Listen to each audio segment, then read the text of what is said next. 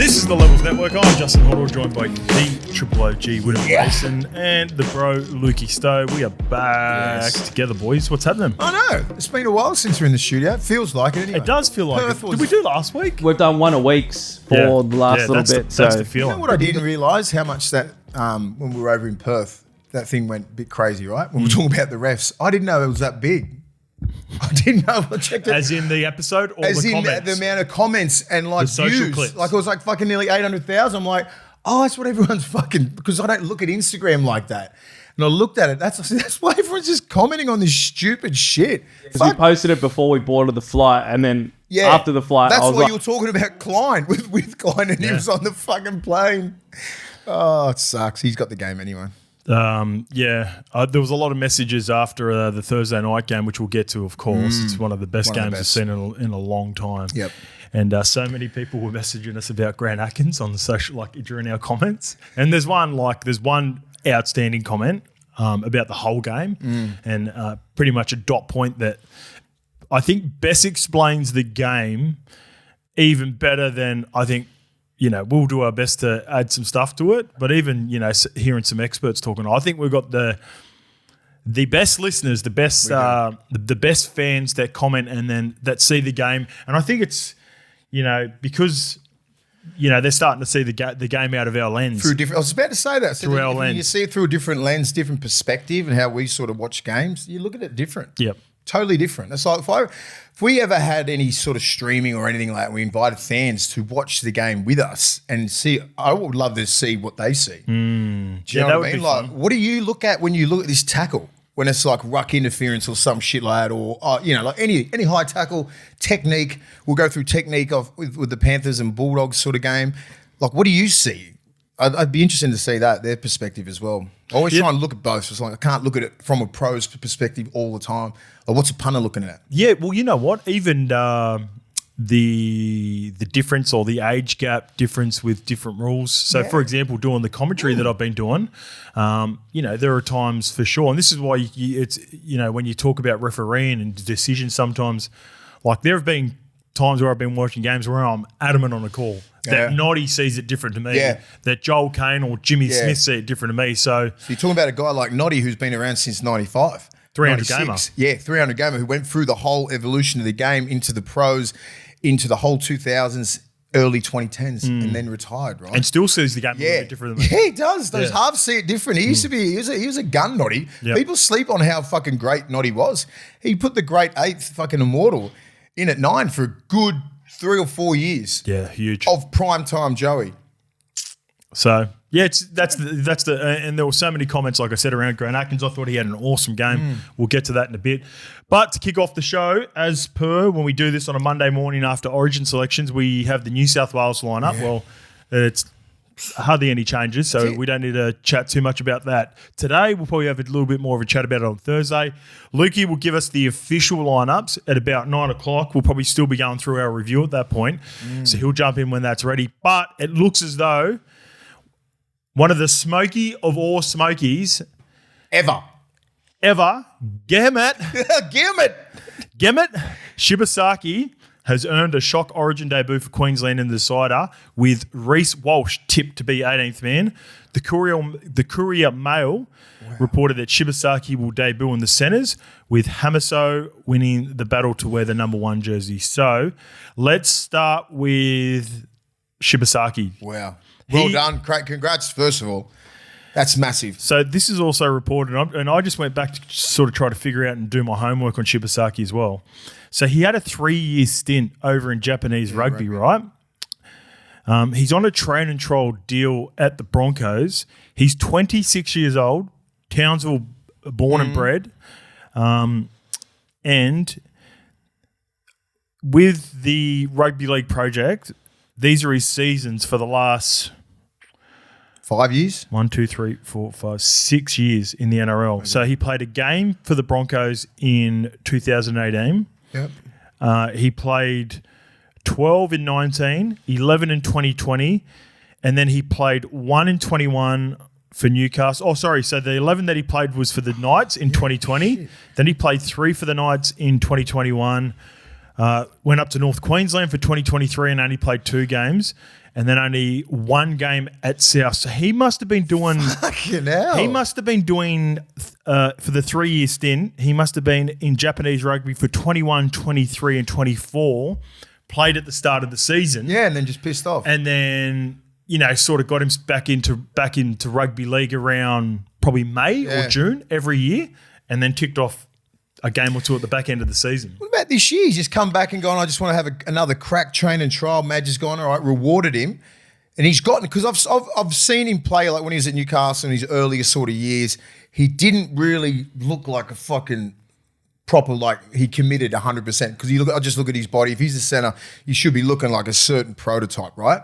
You look at Crichton and all these like fucking Stags and they look like centres. He sort of was carrying a little bit of puppy fat. He didn't look like he did now. Yep. When he hit the scene this year, I was like, is that the same Shibasaki that debuted years ago? Because he's got a brother in North Queensland now. Because there's a couple of them. Yeah. I was like, is this the same dude? I was like, they had big raps on him and he sort of, Japanese rugby, blah. And I said, yeah, it is. So he just fucking nailed down. Still only 26 years old. So like he's got time on his hands. But it really rewarded him, didn't it? Yeah. Madge's like hard work and just looked at the 1%ers of his diet and everything, like muscled up, got quicker. His skill set and everything's has always been there, right? He's been a prodigy since he was younger. The schoolboys and all that sort of stuff, making all those. So everyone knew he was going to ascend to these sort of heights, but it was a matter of when, really. So, or as a matter is, it's not necessarily a matter of when. Like, did he lose his moment? Because so many guys lose. There are so many. I'll take that sort of back. Like when you're in these sort of like, you make the Australian schoolboys and then Queensland 19s and then Australian 19s, you're fucking supposed to be that guy now. Yeah. Like they're not looking at you as just a normal first grader.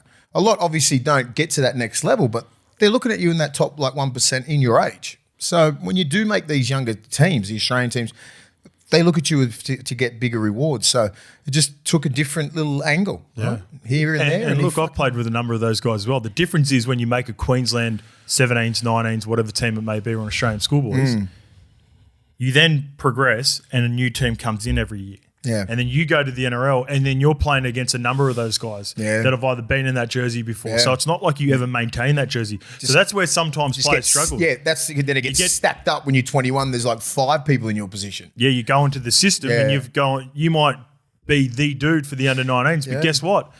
There's a guy 2 years ago that was the dude in the under-19. So sometimes it stunts their growth and they don't know how to handle that not being the guy. Yeah. And I don't know if this was with Shibasaki, but for whatever reason, again, I talked about it at the start of the year around Madge, and the reason I was loving what I was seeing from Madge early in the year is that clearly, if you came in and did the right things and trained hard and ticked all the boxes, Madge was going to reward you. I assumed at some point that either Selwyn Cobbo, Jesse Arthurs, you would 100% Dean Mariner was going to beat him out because he's more talented player. But he's worked his backside off. He's made it like his form has been so good. Yeah. That it hasn't allowed it. He hasn't given Madge a reason to drop him, and now one of the better stories in rugby league in the last couple of years. I love the journeyman story. This is one of the best of all time. Yeah, Origin, fucking decider, a decider. Like he's got some faith in him. Yeah, it's going to be a big task. Like everyone wants to play Origin, right? You roll up in a decider. Careful what you wish for. Always say it. Mate. What do you think, like you've watched him this year, what's the trait that Billy's seen that maybe not everyone else has seen? Is it because you know what? Billy's just all effort plays, mate. Yeah, I think he's like that. Yeah. If you look at Gamut's fucking style, he's on everything. He competes for most balls. Like even like on the weekend, he played a great game. He was like, he dropped that ball, right? Yeah. And they nearly come back. Yeah. And then he gets the sealer. Yeah. Right? Like guys like that who they're not afraid of the moment. Those other guys could have come back on that. Who they play? Brisbane Warriors. They're on the comeback trail when he dropped that ball, an easy one. Filthy at himself, forgot about it. Boom, next play. On to the next 10 minutes later, because it was game on then, he gets the sealer. So little things like that. He competes on every play. Does tough stuff. Good defender. Good defender. Yeah, really solid defender. Very stoic. Not very. It's you know what, and the reason I asked the question because I've got my thoughts on it, but I just wanted to see if you were sort of similar. Where not to say that the centre position is totally devalued, but I view the centre position completely different now, and this is what I've been saying for how long, right? With regards to playing turbo on the wing, I think you want to have a solid, sound defensive edge. Because if you look at either Robert Toya and Shibasaki, they've had some nice moments offensively, but I believe their bread and butter is defence. Yeah. And then, but they got silky stuff with the ball. Just well. enough. Just enough. Yeah. You can't be. Don't sleep on me. You can't be. Don't sleep on me because I'll skin you. You turn your shoulders out. I'm going to hit you inside shoulder. You know what I mean? Like, don't disrespect him like that. And that's where we can't. We got some good centres in New South Wales. Don't think just because it's his first game, he's not going to get you. Well, New South Wales have got the exception to the rule. They've got super talented centres that can do both. But I think at the core of it, if you look at the Melbourne Storm system, where does Billy come from? Nick Meaney and Jack Howarth. Anderson's taking care of the best centre. He's a left side centre. He's taking care of your best right side centre. And they look for sure can have their moments offensively, but at the core of it, I think the most important part for them is defence, and that's the way I see the position at the moment. I think you want to have your better ball carriers and the yardage and the meter eaters out on the wing, and your centres go out there. I don't give a shit if you have 5 carries for 45 metres. Lock up and just make sure your fullback and your centre and wings are all aligned, and you don't give up any cheap ball on the outside wall. That's it. And if you're one of those guys like Shibasaki is, you get the rewards. Yeah. You know, and he's in a pretty good side there. He gets pretty good ball. Took him a while to work it out, the timing on that left when he's left centre. You know what I mean? Because he just come into that system. You know, so he's sort of figured it out too, like with Walsh out the back and the timing and everything. It took him a little bit, and then he just all of a sudden become their dude. So and Stags on the other side. It's like the fucking. Now this going what that can do for his confidence getting into camp and coming back to fucking Brisbane. Well, the confidence for the Broncos. I think this is going to spearhead the Broncos even more. I think it makes them even more dangerous. Walshy's going to get into camp, get a little taste of it as well. What do you reckon about Walshy to 18th man getting beaten out by Hammer? Like that's the huge part of this as well. I think they're looking at Walsh. Can he get through 80 minutes of Origin? Because he's banged up, the young kid. If he wasn't banged up, if he wasn't as strapped up as he was, agreed. Just looks like. He's one hit away from like he's off for a while, right? Where Hammer just showed on the weekend what he can do. I would rather Walsh in the side than Hammer at fullback, right? Because I think because I think you could get at Walsh a little bit mentally and physically, and you can take Hammer out of the game because when he plays centre, he doesn't get the ball that much. You put him at fullback, it forces him to get the ball in, and he's got everywhere to run. Yeah. And that scares the shit out of me. But it was so much better on the wing in the last game compared to centres, right? Yeah, but just when he gets the ball with an open field, like look what he can do. Like I'd rather just put Hammer on one side of the field and fucking leave him there. Yeah, okay. Do you know, that's me as a New South Wales player just going, all right, but Walsh, I'd stick Walsh there. We'll fucking get at you somehow. If you're a middle or for an edge or something like that. But he can skin you too. I know he can skin you, but like he might be seeing ghosts from last year. Yeah, okay. You know, like he's just coming back from injury. He's only had two games. This is his third game. So it's like he's coming back pretty good, but there's a different level to Origin, right? These guys that you're picking, they played a whole year already, right? Hammer's played a whole year with the Dolphins. He's had 2 Origins under his belt. Shibasaki hasn't missed any minutes or anything like that. So it's a bit different. But Walsh in that side, something could happen. I know one that's going to scare you. He scares me, Walsh. I'd rather fucking... I know one that's going to scare you. One of your favourites, Big Papa. Big Papa's back. Josh Papalii has earned a remarkable Origin recall after retiring a couple of years ago, with Billy Slater hoping the Raiders enforcer can add some much-needed juice into the Queensland pack. Jeez. Pete Bedell's normally got a pretty good feel for how these teams end up as well. So Pete Bedell reported it's understood that Mo Fodawaker will be the player that make way. We were always worried about Mo because he only played the first stint, the 20-25 minutes. You need to take care of the big boy, Payne Haas. And that's what they got Big Papa in there for. Just take care of him for 20. Give me 20 of the best. That's it. Just fucking drive into his ribs because he's so well respected, highly respected, Big Pup. Like no one really goes after him. The old dog, you know what I mean? They will, obviously. It's an origin. It's an origin. No, you're right. Decider. I was thinking. I'm thinking about it. It ain't the fucking 2000s where you can rough this dude up. No one's going to shake Big Pup. No, like he's fucking so strong, and he's going to go to another level. You put him in that jersey. You see him. Do yourself a favour, go down to watch his highlights in Origin. What he's done to us. He carves, man. Yeah. And he's been playing fucking at a high level for Canberra. High level. They're coming first for a reason. He's one of the big reasons. Yep. Experienced, done it all before, and like this will be his last Origin probably. You know what? Oh, it scares me. Well, because this is his last season, mate. He's come out and announced that he'll probably. I think last week he said he's talking to Super League clubs, so he's letting Canberra get on with it, and it's perfect. It's perfect. You probably. It's so good from Billy to get to a decider and then make the call to bring Big Papa in, because you don't want to play in all 3 games and then going back to Canberra. He's got one in his age. He's got one big effort. He's got 45 minute effort in. Oh, he might even max out. He might even be required for 25, but it'll be the best 25. Like Max King and Payne Haas are going to feel something.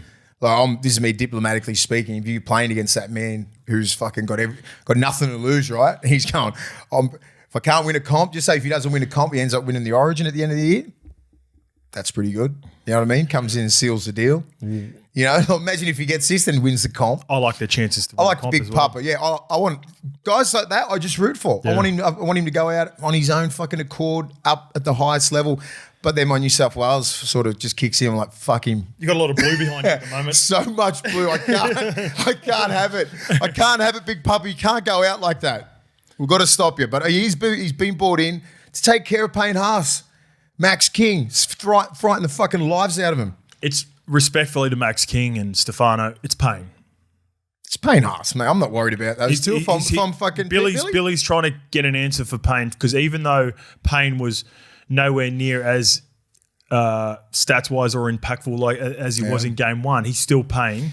And he's been brought in to just take care of weather the storm. So if he does the same tactics, I thought the second wave of Paddy Carrigan and Lindsay Collins were awesome in game 2. Cotter was so good. I think he requires a little bit more upfront with Tino, and we could see Big Papa first 25 minutes. Yeah. Big fella, this is the last 25 you'll play in Origin. And then guys like Tino will rise to the occasion and Tino will froth. Yeah, he will fucking love it having the OG right next to him, playing in his last Origin game. Like, can you imagine Tino going after it? Yeah.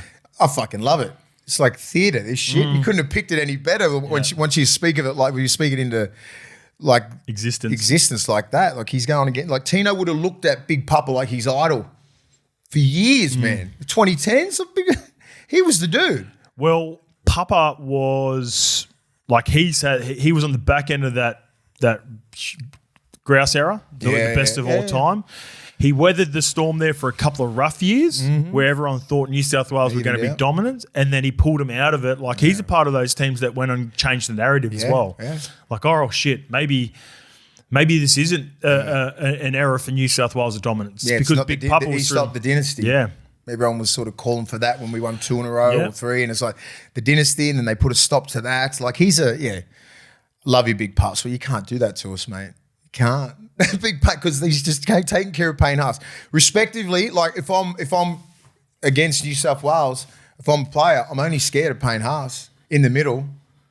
I'm worried about stopping him. And then what I'm really worried about when we'll break the games down later is like Payne Haas wasn't effective, but imagine if all those calls when it didn't go Queensland's way and we're on the front foot like it was in the first game. Yeah. Payne Haas gets all those meters. Yeah, right? Payne was doing his best work late in that game. Because it started to even out when it's just 50-50 calls all the way. He's going to be the most dominant person on the field, and so he should be. He's in his fucking prime. He gets this game, gets man of the match, he'll get the Wallabies medal. I think so. Yeah, if New South Wales win, I think he'll be on the back of his 250 metres. I think at the moment, we'll get to the odds a little bit later on for next week. It'll be the Monday show next week. Yep. Brian Toto is currently favourite for the Wally Lewis medal. Or him, fucking oath. Yeah. That's great from a winger. Yeah, fucking oath. He just keeps putting that value up. He puts that value up on the wings, man. Who was I chatting to someone about? I was chatting to someone about this at SEN recently. I reckon he got re-upped. I reckon they did it I reckon they sorted it for sure. Trying to get him over at the Netflix thing. You're trying to get every player over. You're trying to get Tino over when you send him in Maroubra. You're trying to get Brian over at the Netflix. I'm the best recruiter of all time. That's why the dogs hired me. All right. Anyway, do you want well to try done, Big Papa. Well done, Shibasaki. Do you want to try and get this guy over? Your OG bull of the week. Yeah, trying to get him from Penrith as well. Let's talk about setting standards, right? Yeah. And like the OG, mate, he was outstanding. That first run that he took, Leota, I'm just like, fuck. And he both stints what he does, how he sets the standards. Like you got to fucking go at that guy at 100%. We'll break down the tackle tech and everything a little bit after. But what he did, like what he's done the last couple of weeks for Penrith. Yeah. I'm just watching this guy. He's both his stints. He doesn't get all the praise. He doesn't say shit. He don't do interviews. He doesn't do anything. It's just straight business. Just fucking hard working, hat on. Where's the ball? Let me set the standards. Hits like a truck. Let me jump like in quickly. Jump in quickly, Mace. Yeah. When you start rattling off the names of the era for Penrith, we fully appreciate him, but we go through about 5 or 6 names before we get to Moses. Not them. I bet if you ask those guys, ask Fish in 20 years, they'll be like, "Who's your dude?" Leota. Like he said, like the grand final. Ask Nath. Ask Isaiah, who we start with. Everyone starts with Nathan, Isaiah, and Dill. But ask those 3 boys, and I guarantee it's the guy playing for New Zealand Warriors, and it's this guy who's been who went after Fish last week in different ways. So off the kickoff, he set the tone defensively last week against the Warriors, and he set the tone offensively this week off the kickoff. And then it was his second stint. That was one of the best games, by the way, that I've seen all year, including Origin. It's up there with Origin last year for me. The decider. That's what I'm saying. That's how good it was. That was the first time I ever watched a game from minute 1 to minute 80 and was engaged the whole fucking time. That's how interesting it was, and it's hard to do that with me. And I was like, both his stints. Like his last stint, like got him nearly over the line with a couple of plays. You know, people just don't notice the shit, but I watch those middles do these little things. I was like, when we went, because we fucked up at the start with the old mate getting HIA, and then we went small ball, and they put him back on the last like 20-25. Boom, straight through our middle again. I was like, fuck him. Anyway, he's my OG bull of the week, the Red Bull OG bull of the week. So good. Leota, you machine. We'll break down some of his stuff in a bit. Okay, we'll stay on this game though. And by the way, a little teaser, hang around. I've got 2 young bucks. I couldn't separate these 2 guys. I got them for 2 different reasons. So I'm going to start off with Casey McLean. And as you can see there in the notes, Mace, I don't have a shitload of stats, mate. For Casey McLean. Don't worry about it. Because we don't require it, do we? But here's an awesome comment on them from one of our listeners, and then we'll go off the back of this. This one's from Corey Adams. Boys, not sure if you saw at the end of the Panthers and Dogs game, Cleary was celebrating with a few boys and picked out Casey McLean. That's all right. Cleary was hyping the young kid up. What a game from the best young centre, holding his own against the best in the world in Stephen Crichton up the Panthers. It was a bit of a throwback because we just talked about the devaluation in my opinion, of the position of late. But this was a proper one-on-one matchup, Mace, that we very rarely get to see in the centre position that we grew up loving, that you were a part of. I loved it. Like the one that comes to mind straight away is our good mate Willie Tonga versus Tongan Hodjo. Tong versus Justin Hodges. Someone even brought up an example of, and this is, I think, more so to do with the chirping of. Yeah, I didn't like that at the start. That's the only thing I didn't like. Okay, but then I'm like, it's a different era, right? I don't care. I think it was very respectful. It wasn't disrespectful, right? I'm not sure who started it, but like, I don't know, that's what probably rubbed me the wrong way at the start. But then I'm like, well, fuck it. It's a fucking different era, right? Everyone just talks their shit. There's no like fucking, you have to go through a certain amount of games to say something now. I think it's a free-for-all once you get on there. Well, see, do you know what? I think... Can't get punched in the head. No. I think it's different, Mace. I think it's the level of respect that he had for him for a number of reasons, right? Casey McLean is 19, 20 years old. Just made hit the scene last year. Big body. Mate, I've been comparing his body to Stephen Crichton. Yeah. Right? Stephen Crichton is one of Penrith's favourite sons. Yeah. He's come up with as bigger moments than probably any Panther, like clutch moments for the Panthers to be where they are right now, even though he's now the captain of the Bulldogs and was the captain of the Bulldogs last year. Casey McLean would have watched and appreciated and respected the shit out of Stephen Crichton when he was coming through the grades. There would be, I guarantee that the staff, the assistant coaches over the years, did some work with Peter Wallace on the game. I think Benny Harden and Benny Gardner, a few guys there, would have showed a shitload of film and clips on Stephen Crichton for Casey McLean. So I took it as a level of respect. Yeah. Stephen Crichton, I believe, did because I think he started it. So there must have been a little exchange before it. I was like, I don't know who started. I'm pretty sure Critter maybe he was into that little edge because they were younger, right? Because I could see it where Critter was like, these are guys I didn't win comps with, so fuck him. Like Milky Jenkins. Yeah. I think he did something to Milky Jenkins and that young edge and Blaze Talangi. So Blaze, Milky and Casey on the same edge. Yep. He don't know those cats like he knows Cleary and all the old OGs, you know what I mean, in that team. So he'd have zero. Of course he'd respect him, but he ain't won anything with him. He hasn't played with him. So I think he was just trying to, assert his dominance. And then those young fellas just went, fuck you. That's why I love it even more. What did I say 3 weeks ago when Milky Jenkins was my young buck of the week? Yeah, I love him. They're going up against the Tigers. Who was the Tigers playing? Jerome Luai, Sania Taruva. Yeah. I don't know if anything was said before game between them, or maybe sometimes it's like, all right, you watch video and you watch it back and you go, we'll never let that happen again, right? Stephen Crichton, I think it was the first time I seen it. It might have been something before, an exchange before. When he batted the ball over, Casey McLean was right in his face. He must have been screaming as he was coming through. Yeah. And they went back and forth and had an exchange then, and then it just went on. Yeah. It went on, and it went all the way. And this is the beauty of it. And this is why he's my young buck, is to be able to go and like you put yourself under pressure when you start chirping up, right? Yeah. In a huge game like this, and you're only 15 games into your career. But then he comes up with the game-sealing tackle and moment at the end on Stephen Crichton, who 9 times out of 10 ices those moments. And credit to Milky Jenkins, who comes in with a beautiful assist as well. But the whole build-up of it, the theatre, I loved it. The respect. Casey McLean, he went toe-to-toe with who I deem on par as the best centres in the game right now. Him and Herbie Farnworth. Yeah. I thought it was a huge I liked effort. it because I love the game, and me speaking diplomatically on it, I'm just like, well, I sort of know why Casey sort of got in his grill. I get it, because like he would have loved, as you said, idolised Crichton. Would probably sort of marked his game around him, and all those sort of little things, and then he could be the next Critter. Yeah, and you got to live up to that shit because Big that time. guy has won 3 rings for that club.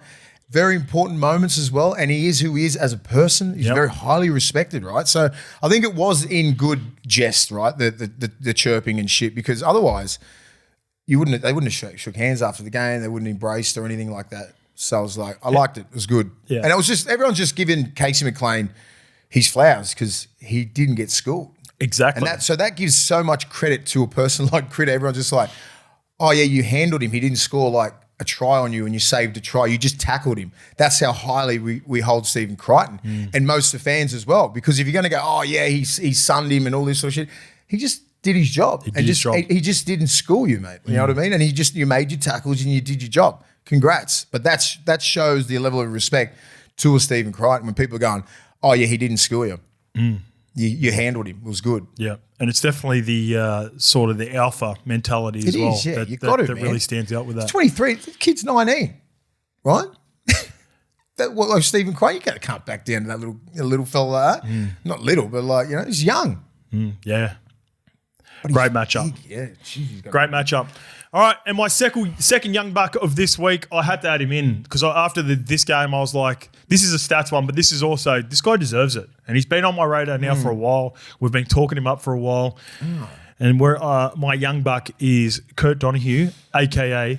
the Junkyard Dog. So after the game, the Dolphins had welcomed the world into their sheds and they had a rare insight into what it's like for the locker room and the full-time chat from Christian Wolf. Okay. And he sort of looked around and he goes, where is he? Where is he? Like wanted to find him. There he is. The Junkyard Dog, Kurt Donahue. So I would argue everyone's talking about Isaiah Katoa and we'll get to him for sure because he deserves it. He is an absolute superstar. And I just continue texting people every time I'm watching him. Kurt Donahue's been their second most important player, in my opinion, in the last month. He's 23 years old. He's played 32 games, 5 tests for Fiji at the back end of last season as well. Both of those were in the halves. He's a Newey boy from the Hunter Sports. And he's right now, his value and the money he's going to earn post his contract, which finishes up in 2027. Again, really smart work from the Dolphins getting him secured. He played fullback in the trials. He started off at hooker this year because Jerry Marshall-King and Max Plath were out. Then Jerry Marshall-King comes back in. He goes to lock. Max Plath comes back in. So he goes to the bench for a stint. Max Plath gets injured straight away. He's back out. He goes back to the lock. They had an injury last week to Jack Bostock. Donahue, go play in the centre. Play centre? Go play in right centre position. They sent Averillo over to the wing. And then Cody Nikorima goes down this week and he goes and plays 5'8". Not only does he just like do a job. Calves. Like the shift play when Campbell Graham and Jamie Humphries come shooting out of the line at him, he takes the ball, steps back, and then penetrates the line, goes through, and then finds Herbie Farnworth, who's able to find Averillo. I'm like, he's got skills, eh? This guy's got it all. Yeah. What position is he? And then at the death, when the South Sydney Rabbitohs are chasing points and they're going on a bit of a run, it's a bit of back and forth. He takes a pick to the house from 90 metres out. Latrell was chasing through the middle. Yeah. And like, I know it's at the back end of the game and Latrell's fast, but that's not his bread and butter. Tyrone Munro had turned. So he's the right winger. It was double shape on Donahue. He picks him off. Munro's obviously all his momentum's going towards the goal line. He has to turn around and make the change. Didn't look like it. Mate, it looked like Donahue dropped it back into second for a little bit, realised Munro was close and then kicked away again. And Munro can fly. Yeah. He's a player. He's a player, isn't he? I didn't know he played that many games too, 32 games. 32 games over the last 3 years. So I think he only played 1 or 2 in the first year. He is a building block for the future. He will become available November 1. Do you think he'll slide into 6 this week? The Dolphins? Has he got that skill? Like, he can do. He can just go straight in. They've got so many injuries in the forwards. I think they'll go with O'Sullivan. Oh, that's right. Yeah, SOS. Yeah, they've or potentially, no, Bostock's out now. You could go Averillo, but Sullivan's good for 6. Yeah, especially because no Felice Kafusi, no Tom Gilbert, no Tom Flegler, no Daniel Saifidi. They've done well, haven't they? No Max Plath. Like those. So let's start. Who did I say first? Tom Gilbert, Queensland. Origin. Flags. Daniel Saifidi, New South Wales, Origin. Flegler, Queensland, Origin. Played for Australia too, I think. Yeah. Felice Kafusi, Origin. Max Plath, we all think's emerging, a part of the squad. What they're doing right now, and how physical they are and how they play is outstanding. When you see those 5 guys that are not even and they haven't even been playing, right? Most of those guys haven't been on the field at the same time this year. They played a couple of games here and there, blah, blah, blah. But like nothing compared to how they usually should play. Well, even Gilbert at the start of the year, he was so gassed because he missed a full season last year. Flegler hasn't played for 18 months. Max Plath was in and out before he got injured for the season. And they're all like leaders of the team. Yeah. Like no excuses for anyone else. The Dolphins are a representation of next fucking man up and no excuses. I don't buy any excuses from anyone. I'm watching the Dolphins game on Saturday. I tipped South Sydney because they're starting to get troops back. Right. And I'm like, the Dolphins, everyone can get fucked. I just wanted to see Alex Johnson score a try. That's all. That's all I watched it for. What did we say about Asako? That's all we said it, yeah. Asako refused. We were on Jack White. Yeah. While we were on Jack White, refused to let him score. He was like that every time. And they just didn't have the field position to stop it. I mean, to even keep going down there. Like, the Dolphins were so dominant. I was like, fucking hell. All right, let's get to he's a gun. He's an absolute gun. As always, this episode is brought to our partners for the season of Mongrel Boots. They are Aussie born and bred. Aussie owned, Aussie made, tough Aussie work boot that are comfy and designed and built for the job. I want to throw this one at you, Mace, because we love a player with mongrel. But this week, I just want to ask you a question around too much mongrel and a lack of technique. Because we're going back to the kickoff with Moses Leota. We want... Like mongrel boots, we want it, comfy. We want it, tough. But you've got to be built for the job, and you can't do that if you don't have good technique on the kickoff. Always, Marco Amelia and myself, we always talk about like tackle selection, right? Just pick your targets, who you can hit, and how their little traits. Like Leota's a left arm carry, leads with his right. It's like putting a punch in your face, right? So it's like. The way Fafita, I'm having a crack at Fafita's technique. Saluka Fafita knocked himself out. Like he's 6'4". Like you never dip that low against Leota that early. Like Leota is known for knocking people out. He's a little nugget I mean, if I'm a big guy, if I'm tackling out, I'd just stay tall and then dip right real late. This is twice now, mate, because you had Spencer.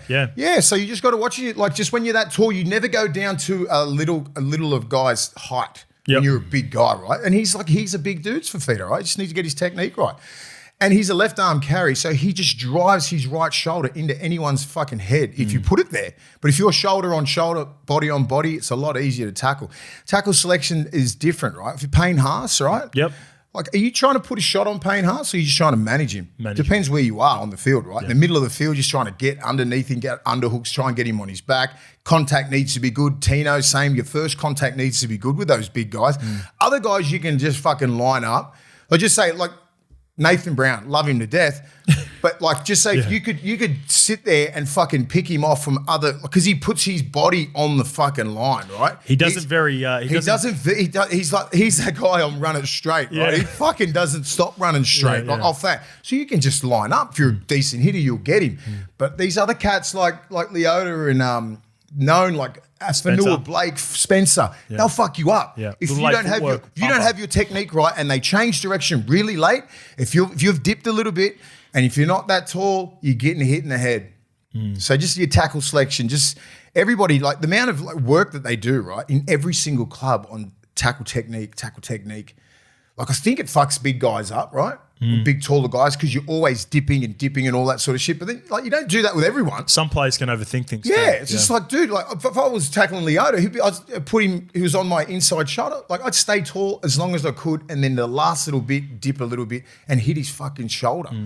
Like you're never dipping like that late because it's like throwing a punch. Guys like him and Marco Mealy, they're fucking nuts. Also, then I think it's important to make sure that you pick the right size for your foot. Selection. Not every size fits all, does it? Where you get your mongrels, head to mongrelboots.com.au to find your favourite boot and local retailer.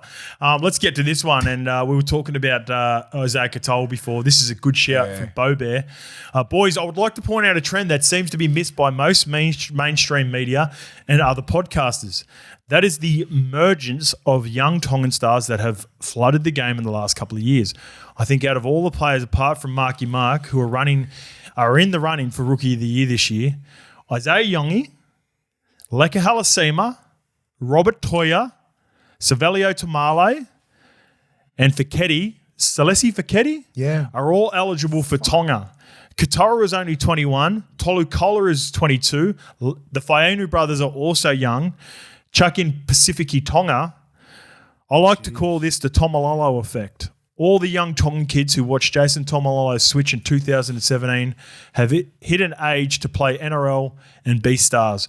What do you think this means for the Tongan team in the future with all these stars coming through? Could we see international dominance? Now, Mace, another question on top of that. We've talked a lot about some of the huge names that could be making the switch to Samoa. But Tonga are going to be thereabouts. If not in this World Cup, definitely the World Cup after with some of these young emerging stars. I think I saw a post and it was like Tongan team under 23. And these were all the names that this guy, I'm not sure if this is the same guy with his Instagram account, but some of the names that they said was all these guys. I didn't know they were all Tongan young kids. So it doesn't necessarily mean that they have made their allegiance towards Tonga. No. But like they're in the system. Right? They are eligible. And then the Taumalolo effect and the Andrew Fafita effect, I would like to say, both those guys defected into Tonga in 2017 at the peak of their powers. Shout out to Big Bopper. Yeah, Big Bop was one of them. Don't worry about that. That's those two at the peak of their powers. He got to play for Australia, Bop. And Taumalolo of New Zealand, but they chose Tonga. It cost Bopper a few Origin games too. It did a lot, because he got picked in the Aussie team, and he went, "Fuck it, I'm going to go play for Tonga." Yeah. I love that. But like these young kids, when you say the World Cup next year, it's that next World Cup. Yeah, I think so. You know what I mean? Where these young brothers are just only played like less than a season or 2 seasons, and they're like Toya's played fucking Origin, 3 Origins after next week. Fiketi's rising, Tamale, Iongi. In saying that, even though I think they're going to be probably better served in the following, don't rule them out of next year. Ola Kawatu, Keon Kalamantangi, Jason Taumalolo, Adam Fanua Blake. They still got some dudes. What have we been struggling with? Halves. Who have we got now? Katoa, one of the top 3 halves in the world at the moment, right now. You know, if he plays in that World Cup, he's the one who can get us around. That's what we've been struggling with. Are you back on? You're on the tongan train. Shout out, Yeah. What's up? Shout doggo? outs. What's up, doggo? What's up, my doggos? I'm always with Tonga. You know what I mean? Like, I love the fact that we're emerging. They're not emerging. They've arrived. Not these young kids, but those guys that you just said before with Fanua Blake. And all. You throw a couple of these young brothers in, holy shit. Yeah. You know what I mean? And then you're talking about a squad. Everyone keeps talking about Samoa and all the, with Payne Haas and Fatsul Malawi, all those blokes. But, like, watch out for these kids. For sure. Going back to your point as well with how special we think Isaiah Katoa is going to be. And one of my favourite ever teammates and one of the most skilled players I've ever played with, Feleti Mateo. Yeah. He played 6 for him. He could play 6, but he didn't play 6 week in, week out at NRL. Now they've got... It'll probably be Katoa. He's going to be a mainstay. I, in my heart of hearts, I think he's the reason he chose potentially New Zealand and then the decision to play, obviously, Origin in Australia is because he still had the eligibility to play for Tonga. I think that was a huge part of his decision. So I think Katoa is going to lock into playing for Tonga. Yep. And try and get New South Wales. Let's have a look and see what happens with... Well, he's in the squad. He's the big name. Well, we said it the other day, right? Yeah. I said if why wouldn't you just bring Katoa in? We said it after. When did I message? We were texting. We were messaging the other day before the team got sleep. I said, bring him in, let him take all the reps till the weekend and give Cleary a rest and just let Katoa take the reins and then just come in. And then after it, when Cleary wants to come in, just take over, right? But just give that kid, the experience of coming into camp, but running the team, not just fucking having second reps and playing against the other. Run the whole team. Yeah. Right? Give Cleary a proper rest with all the reps. Yeah. Give him the first reps all the time. See how he goes, man. So with the Cleary argument, and he obviously kicked, he didn't kick goals, which I thought was obviously smart considering he's carrying the injury. Ivan said after the game that it is the groin. It's been managed. They're so much more aware of how to get him through games. So at what point, if they do use Isaiah Katoa to run some shape early on, when do you want to see Nathan inserted back into the ball work if he's taken out at the start of the week? Like by Friday. Friday. Yeah, before the weekend. Like whenever their last major sort of session is, and then when it starts to get just ball work and fuck all of those high intensity reps, then put Nathan. Because he's done, you got to have some faith in Nathan. He knows how to get right. But I just think for the growth of Katoa, and he's that next man up, right? Give him all the first reps and see how he runs the team. See how he talks to guys like Payne Haas. See if he can get him around the field. Just watch his maturation. It's be interesting to see. Tacos are coming. They are. Because of this brother here. Yeah. Because you simply put him in that team, and I'm like, it takes the, like who's been playing 7 for him the last couple? What's his name? He has, but he hadn't played first grade. He was nowhere playing but like this he's level. nowhere near. He played the World Cup. Yeah, nowhere near before he'd played first grade. But who's one who keeps coming in? Lolohea. You know what I mean? Like he's had his time. He was great for the Tongan team for a while, but now it's his team, Katoa. Yep. It's his team. So and depending on what happens at the Tigers with Latu Fainu, I think he can be a real player for him as well. If not, the same way as I view Latu Fainu for the Tigers, worst case scenario, they got themselves a gun 14. Yeah. 100%. But ideally, if they can go 7 and 6, they've got similar mannerisms and movements and stuff. Katoa just executes it at a much higher level right now. Natural half. But Latu's got nice movements. Yeah, Latu's a runner. He's not an organiser like Katoa. So he'd be perfect 6 for him. You're right. He's probably got a little bit more juice in his he wants to run. He wants to get you, but he don't like the whole 7 setup. Like, you know what I mean? Like he hasn't got that whole thing into it. Not like Isaiah. No, Katoa sort of nailed it in his 3rd year of first grade. I think Latu's got that in his future. Yeah, 100%. But he's just not there yet, for sure. All right, here's the comment, and this is why I think we have the best listeners community in the world. Not only in the world, NRL, Craig. Not only in Australia, in the world. Salty Beats, I follow him on Instagram. Salty Beats, he's a DJ up on the Goldie. He was DJing at the Mick Fanning Golf Day that was that last couple of years ago. This is awesome. Kia ora, boys. I'm currently on night shift hiding on site watching the Dogs versus Panthers.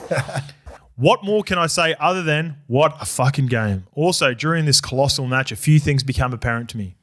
Number one, that would be the biggest, closest and most dramatic high-speed grind matches that I've seen this season. Mace's favourite terminology. Number two, if Panthers catch fire, they could potentially contest for 5 in a row. And the Dogs are, as we already know, the real deal. Number three, Kicks is the most scariest motherfucker on the paddock in both attack and defence. Agreed. Yeah, agree. Number 4, Atkins' adjudication was phenomenal.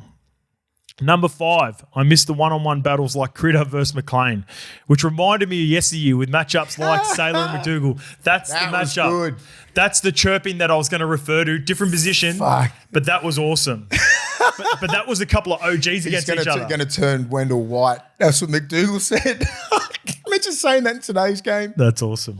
That was like OGs versus OGs. The reason Critter and McLean are a little bit different is that it was like even though Critter's only 23, he's a 100 gamer and 5-time, 4 these two at this time were playing for Australia and New South Wales. No, I think it was at the back end of their careers, wasn't it? No, it was like 2000, 2000. Newcastle and Broncos. And then they the peak of their powers. And then they reignited it when Dell went back to the Dragons a little bit later on, didn't they? Yep. When they were both done. Yep. But enough to go at each other. Yeah, it's fucking hilarious. Birdo's boot is goddamn wild and next level. I think it's been, we've seen some social media clips where he kicked it like 65 metres on the fly. What a freak. And both Edwards and Tracy's cardio and effort plays are second to none. Couldn't agree more. Both those two players were excellent. Full steam and all enthusiasm. No quarter asked, no quarter given. Both teams left everything on the field, gave their all, went hard, yet all players walked off the field very respectful of one another and the competitiveness of the match, which has been quite rare these days. Shout out to both squads and coaching staffs for an incredible game. Much aroha. L1 from day one, Jamie, a.k.a. Salty Beats. Salty Jamie, Beats. Nice. Comment of the week. We haven't done this in a while. The golf day's coming up. I forgot about it a little bit. He want a DJ, Salty Beats. Salty Beats, you could be a part of the golf day. I might even get you a DJ, mate. 100%. That was fucking awesome. Mace, he nailed everything. Yeah, he did. But still, your thoughts on the game? That was one of the best games. As I said, like from the first minute to the 80th, I've never been more engaged for a while. And I'm very conscious of that fact because I fucking slip in and out of games quite easily if it gets that boring. Some of these games are fucking boring. Like, it's some games, just sitting there going, fucking do something. It's just, but these guys will crack it. You weren't locked into the Titans versus Cowboys last night? It's a perfect example. Go on. And then even like the Manly West Tigers, all that sort of stuff. I just get it. That was a tough but call. This one is just like first minute to the 80th minute, locked in the whole time. Yeah. Fucking super aggressive, high speed grinds, as I like to say. It was like a game of chess. Two teams that like know each other back to front, and it was just little plays, right? And I think Cleary come up with that fucking the charge down, the great play at the end of the game. He got Galvin slipping out. A couple of little plays like that. He was the only guy to do that to the Dogs. There's no line breaks other than that. No. Critter and that was the line break before he got the charge down. Yeah, that's what I'm saying. Like where you got Galvin slipping out, just stay straight, kid, you know what I mean? And then the charge, as if he didn't mean that. Like he knows who's next to him. Like the fullback's in the line. He goes, there's a fucking free play here. Smart little motherfucker. That was such a smart play. There's a lot of commentary on that. Do you think he summed that up 100%. So quickly? Yeah, I reckon he did. He's like, why would he? He has never gone for a charge down like that where he wanted to go at the ball so bad. Yeah. Because he saw Connor Watson in the front line. Nobody back there. All I have to do was touch this ball. Connor Tracy, sorry. Yep. Sorry, mate. Hit this ball and I'll fucking score. So everyone, like people have been mentioning that, a big indicator for him was that obviously Toby Sexton's at dummy half. No one's brought up that Lachlan Galvin was playing the ball as well. Yeah. All these little things. If he can sum that up, and I'm not taking anything from him, I reckon he did. He goes, because I don't think he's ever put kick pressure like that on ever. It's his second one of all time. Why would he? It's his second charge down in his career. There's a purpose towards everything that he does. It's very methodical. He's like, this calculated bang I'm going to get at him. Slow release Birdo at that time. If he did, I'm not going to say that he didn't. Who's to say what that I'm that not questioning it. That's what I'm saying. Like, who's to say that? Yeah. Look what he's done. He's won 4 premierships in a row. He's so... Like, who's to say that he can't calculate that at that time? Galvin's playing. It's the 65th minute or something. Everyone's fatigued. Fullback's in the line on his lazy. If I get this ball and charge down, I'll cop one in the head or whatever, I'm going to score. He reckons, because Matty Burton kicked it too, right? Yeah. He reckons he fucking almost fractured a rib because Matty Burton kicked it that hard into his mudguts too. Did hit him in the guts? That's what he said after the game. He goes, because Matty Burton kicked it 65 on the fly. Yeah, he was going. And I know a lot of people were, people talking about it could be an error from Matty because, you've got to get a little bit more depth. But Nathan was the only kicker because Blaze Talangi doesn't kick for Penrith as well. Yeah. So Bulldogs had the opportunity to do it to Nathan if they wanted. I think up play, man. I think for sure the biggest indicator, not necessarily that you're going to get it and get it back, But for sure, he said he started off with line speed and then realised there was a chance and then went after it. But I think the biggest indicator that no one's talked about is Lockie Galvin was playing the ball on the last tackle. And I reckon Connor Tracy in the line. Yeah. He wasn't sitting behind, right? Yeah, he was sucking in the big ones. I reckon that was the big cue. He went, oh, shit, no one's behind here. I'm just going to go and have a crack at this. Anyway. One thing I found ironic in the last couple of weeks, the reason I had the Panthers not making the playoffs, the finals, was because of this little window. Yes. How ironic would it be if the two former assistant coaches for the Penrith Panthers in this run, Webster last week and now Serraldo, had the opportunity to put him to bed, to kill off the four-time premiers, and they didn't get it done, and they're sitting comfortably in the top four, and now the door's open. They're going to kick. They booted it through. If it was open a little bit, and they fucking smashed it through on Thursday. When they played the Tigers and the Eels, they were like this. Yeah. They'll just look at him. I look and I can see. Like I can see you. They can see the final eight. Now they step back and they fucking kick the fuck out of the door. Like a roundhouse Van Damme kick. And they are well and truly in the race to not only, it's ridiculous how close this comp is. They're no longer not last. They're in the eight. And with the injuries to the Warriors, which we'll talk about in a bit, there's a chance for a team outside of the top four to make a run now. This is the only team that can make a run. Broncos. And the Bronx. But I look at this team and go, I'll look at that game and go, that could be a grand final. Easily a grand final. Imagine if that was a grand final. That would be one of the best grand finals of all time. I'll be looking at that going, that just reminds me of just some games that we used to play back in the day. It was just like down to little moments.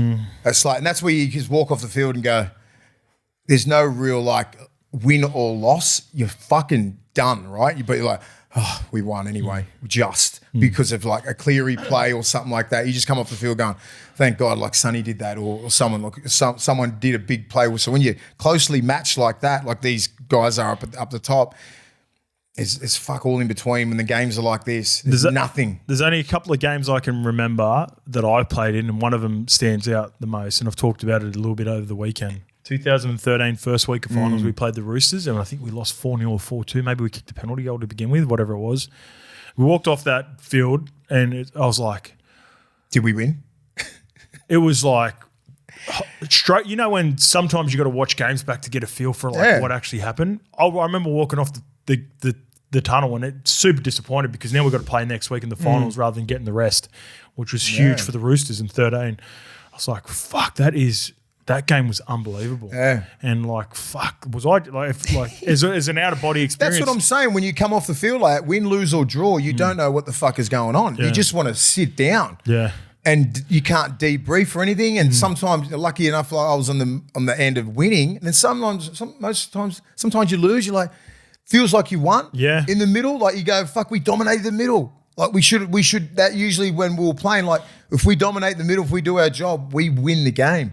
And there's some games where it's like, we did, and they just fucking got us in an 8-6 game, right? And a penalty goal, it could be a field goal. Getting done by a field goal, that's probably the most deflating you can be in extra time. Yeah, that's a killer. God, fuck. Because you know the feeling, because I've won games in Golden Point, right? And it's mad. Yeah, it's in Origin. Remember Sean Timmins and Finchy kicked those goals? I was like, holy shit. You were part of both of them? Yeah, it's fucking next to both of them. I was just like, but then losing like that, I'm like, yuck. Yeah. Terrible. This would have been one of the games the Bulldogs boys would have come off and just gone, fuck, that was a good game. If we had... It's going to be hard if we get them in the finals. If we had our Mount Rushmore of dogs over the last 3 or 4 years, Mitch Kenny's up there for us, right? Yeah, he don't stop, 50 tackles plus in the last 4 weeks in a row. And that's been... 2 of those games have been without all the stars as well. Mitch Kenny's low-key putting together a really good season, similar to Moses being your OG bull. Yeah. No misses. It's Fox recorded 69 tackles for him in this game.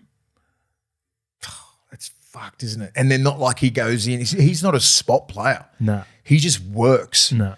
He just doesn't. He will fucking bang you. Yeah, your ribs are gone. He's not. It's not like he's putting fucking 50% effort and just wrestling you. So he's coming at you. This is the reason I brought it up. I reckon he's had to tweak his technique. He no longer has the support of in years past, Fish, Spencer coming off the bench, guys that can weather the storm, that can come on, can have that second punch like they've had in years past. Now, I know we've got some young emerging players, Liam Henrys and all that are coming through. I think he's pulled it back a touch and been more technique, and which is a credit to him because I reckon in his heart of hearts he wants to go. He wants the balls out because he knows how important head knocks are as well. Yeah, you know what I mean. It's tackle selection. Tackle technique. Tackle selection. We go back to that. It's so important in today's game because look how much a HIA can fucking ruin your game and fuck your whole life. You know what I mean? Like with Fafita getting done in the first 5 seconds of the game. Like that just throws the biggest spanner in the works because of your tackle tech. You know what I mean? Not tackle tech, selection and everything like that. Who you going against here? You know, you're going against someone who's known for knocking people out. So, yeah, I think he's changed it a little bit. He hasn't gone full tilt into tackles like I've seen, but his technique's still perfect. Like he ain't missing any. That's so and good. He's still getting you. So like he's been low key putting together a great little patch out there. Him and Leota and I think Yowie in that core group has just come together. I reckon about fucking 8 weeks ago. I said we've got to make a run, or just before Origin. It's so important. It's so important for us. It's up to us. I reckon Leota and that. I think all the Origin players have gone and they've gone. We need to jag these couple of games. Yeah, Warriors games, Dogs, and we can be on a bit of a run. 100%. That's the sort of shit that's been going on out there. When you lose Saluka Fafita, it even highlights what I think is something that I've written down. They need to rip the Band-Aid off, and this is what I mean by that for the Bulldogs. Iron sharpens iron, and we've said that so many times before. And you're close to it, and this is my opinion, and I'll take you away from this because you're Bulldogs. But in my opinion, it doesn't work in the halves. It never has. And I think Galvin has been brought in to play halfback, and everyone knows it. Whether it's the fans, whether it's the opposition, it's just a matter of time. And I know this is a hard one for you, mate, so I'm making it clear I'm trying to that this is my opinion. Yeah. This is my opinion. Of course. That he's been brought in there to be the halfback, not only in big games at the back end of the season, but for the future, and it's obvious. So I think you just rip the Band-Aid off. I think you just put him at halfback, and as much as it sucks, and I like Toby Sexton as a player, that, you know, there's so much good that's been built up with this team, and you're still sitting first, and it is in panic stations, but everyone can see it, and everyone knows it's eventually going to happen. Toby knows it's going to happen. And I think he's the one. And the reason I think you make the call now, because I think there's a little bit of unsettling around other positions. Like I think it affects Reid Marnie. I think it affects, and in best possible way, you can take things as a positive or a negative, however you may take it. But I think if you make the call and you insert him into the position that we all know he's eventually going to play, then you can get settled, and you've still got, 9 weeks before we get into the finals, and you get a good rhythm with it. That's my... I get it. That's my where take people, on it. I was just like, I knew people would be going, because there was a definitive optics looking at the game, right? I think I was at the game when they played Para live. It's like, you don't get a feel for it, right? It's a different look when you watch it on TV. I was sitting at home on Thursday, so everyone was like, comes on, changes the game, fucking scores a try, boom, everything. That's that's easy. Just put Sexton the 9 and take Marnie off and this and that, and it should be fucking should be sweet. You're playing against Penrith. That's a different beast, right? When he come on, there was the speed of the game and everything was just at its max. And I feel sorry for him coming on at that time. Yeah. And everything changing and everything like that. I feel sorry for Sexton from going to half, playing well to hooker. But optically, it looked like we didn't get better. And you know what didn't help? Saluka Fafita going down That's as well. what I mean. The front row everything rotation. sort of fucked up the whole rotation, and everyone was out of gas. And it just looked, I was watching TV, I was watching going, sitting there by myself, like, we don't look like that team in the last 25, 30. It took us a little bit to find those things, but it just didn't flow like it did because you're playing against one of the best teams of all time. Yeah. And defensively, they were up for it, and everybody was up for this game.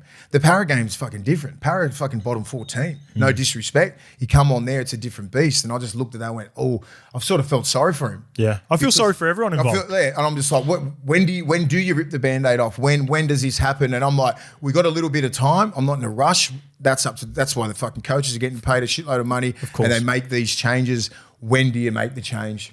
And I'm sitting there with you guys going, I don't know. Do we do it this week? Do you do it next week? Do you just try and make him earn the spot?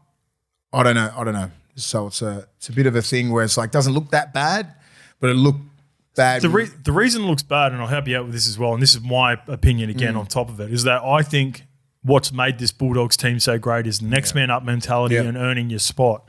And he hasn't earned it. Like, let's be honest. He hasn't earned it yet. I believe he has the potential to earn it and be the dude moving forward. And everyone else sees it. And everyone within, my opinion, everyone within the four walls would be feeling it. And going all the way from the players to the coaching staff as well. But you've got a team that can win a comp. Yeah. This comp's up for grabs. And getting as many runs on the board as possible. Maybe at worst he needs... I think he's probably going to need at least 6 weeks. Yeah. At least 6 weeks going into the finals. Because you've got to factor in the unsettling of guys are going to be, won't say it out loud, and they might not even, they might not even mention it to anyone else, but they're going, fuck, like, worked my ass off to get to this. Like, we're a big part of what's happened here, and it feels unfair. But it doesn't matter. You want to win a comp. I still believe he is the best option for him, and they've got to pull the trigger and get it done as quickly as possible because I think it's only a matter of time. And everyone can feel it. You just think sometimes when it worked against Para, and then you just got to watch the game, and then is there a world where you just you don't really have to put him on? Yes. Yeah, if Marnie looked pretty good, Sexton looked all right, looks like they were in the flow of the game, you don't have to put him on. Yep. But then you got to go, well, he's got that X factor and we need, this is where the coaching comes into it. You're like, fuck, he's got that X factor. He's a guy who could put us over, right? Because he has that ability. So why would you not put him on? So you're in a fucking double-edged sword, isn't it? I got you for that because I was thinking about that as well. So the Saluka for feet and concussion fucked up the rotation as well. But because they've got so many guys, in the perfect world, a way this could work, in my opinion, is if they didn't have the rotation of Kurt Mann and Bailey Hayward. Because they've already got two smaller body ball-playing lock and interchange players, Lachlan Galvin could be awesome for the best backup in the competition on the bench, whilst also having the ability to come on and play 13. But Bailey Hayward and Kurt Mann already got it. That's what I mean. That's where, when you lose your starting front rower, it fucks everything. Yeah, it's just one of those games where I'm I think in a perfect world, I don't reckon Ciro changes. Right? No. I don't think but because it took so much gas out, because you get injured in the first 5 seconds, that's why I said it's so important for that tackle selection, right? And tackle technique. You got to get it right. The middles have got to get at least 20, 30 out in the middle, your first stint. Otherwise, the back end of the game, you get put in a position like this. Because I think Ciro's smart enough and he knows when the team's in good state, and he goes, he probably wouldn't have put him on. All right, one last criticism. And I want to throw this out there. I'm a huge fan of Cameron Ciraldo, have been for a while. Yeah. Very rarely do we critique the great man. I thought they got to kick that penalty goal at the end. Yeah. Whose calls that? I think it was his. When Critter got interviewed after the game, I think he took responsibility. Because Critter's a team first guy. Yeah. And that's great leadership. And then Cam also said in the presser, it was his call. This is what I love about the Bulldogs. Yeah. That leadership is the reason why they are even though this is constructive criticism. Yeah. Critter is, or Matty Burton, whoever, Critter has definitely had so many clutch moments, and this was a finals type game. It wasn't a finals game, but it was a finals type game, and it's the Penrith Panthers, and if you beat them, you're a chance of fucking knocking them out of the 8. So it's a huge ramifications for the back end of the season. Give the ball to Critter and let him kick it. Going to overtime.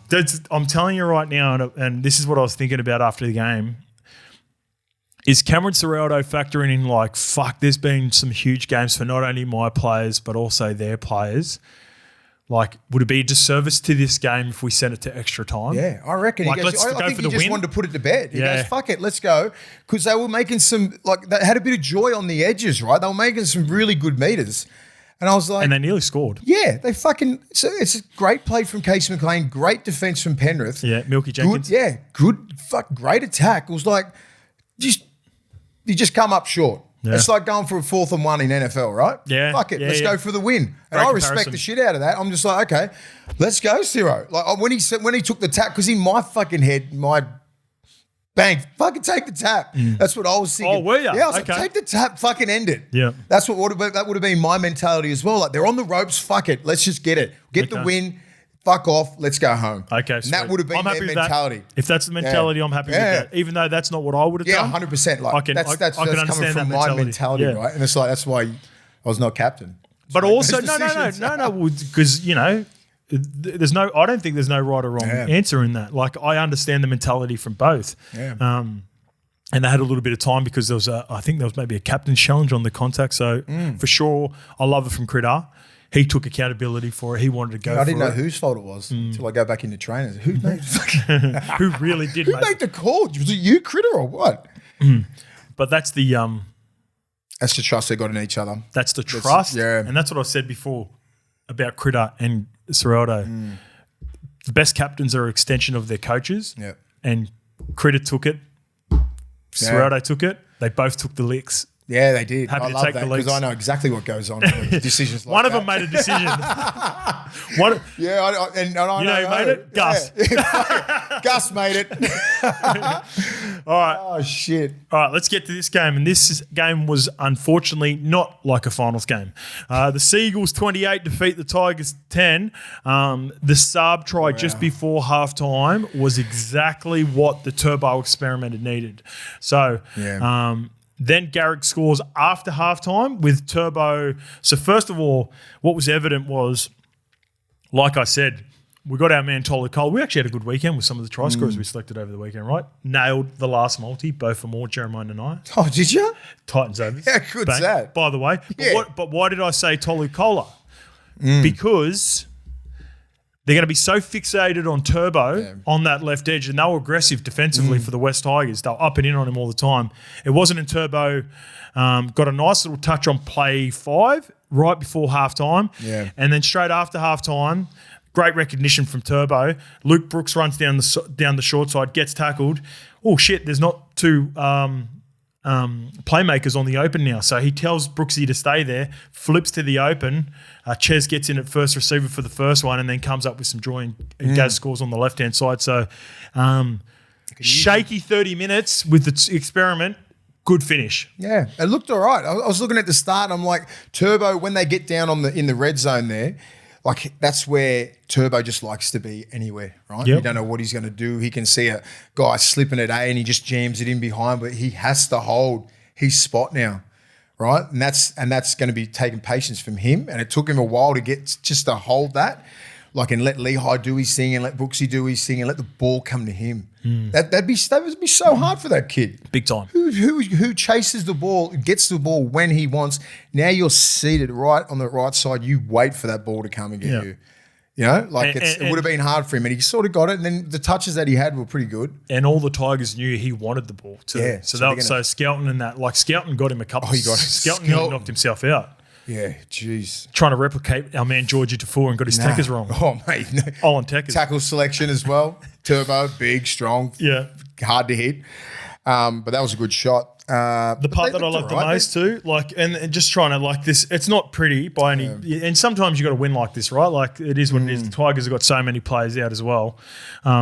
Lehigh clearly looked nervous, and we didn't speak a lot about this, but this wouldn't have been easy for Lehigh because Tom is a favourite son of Manly. He will go down despite the injuries, he'll go down as a club legend, one of the favourite sons of Manly, of a really, what would you say, like a roller coaster era for him? You know, Dally M's, played Origin, all these representative ticks, but unable to sort of just get over the hump at Manly so far. And Lehigh comes from a strong family name at the club as well. Looks to be a super humble kid. Yeah. Comes up with a couple of errors. Yeah. The first person over both of those times was Tommy to just like reassure him. Just to go, because he's going to have to, it'll take a little bit for him to go, okay, well, I'm the dude, right? I'm the guy. Got the spot, earned the spot, right? He's earned the spot because of he's been hustling on the wing, fullback, filling in everywhere, doing some magical things. He has to have that sense of belonging as well. Like, fuck, this is my spot. And that's the only guy who can do that for him is Turbo.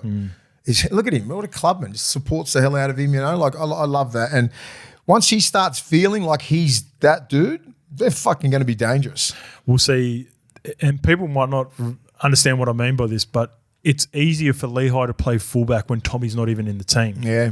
Because you just have this big shadow sitting out on the right. Like you're thinking, you want to go right all the time, but you want to go not right, really but a also favourite like if team. I fuck up and I have, I've had 2 errors here, like fuck, is Siebes going to swap me halfway through the game? Yeah. Like that can go through your Yes. head. That's the internal anxiety that he could be dealing with. So I thought he got himself together in the second half, and Tom's huge credit to Tom. I wondered about how he was going to cope with it. He was clearly frustrated, and I was watching him closely all the way to the 80th minute, and we got to see him in the second half down our side where I was calling it from. Yeah.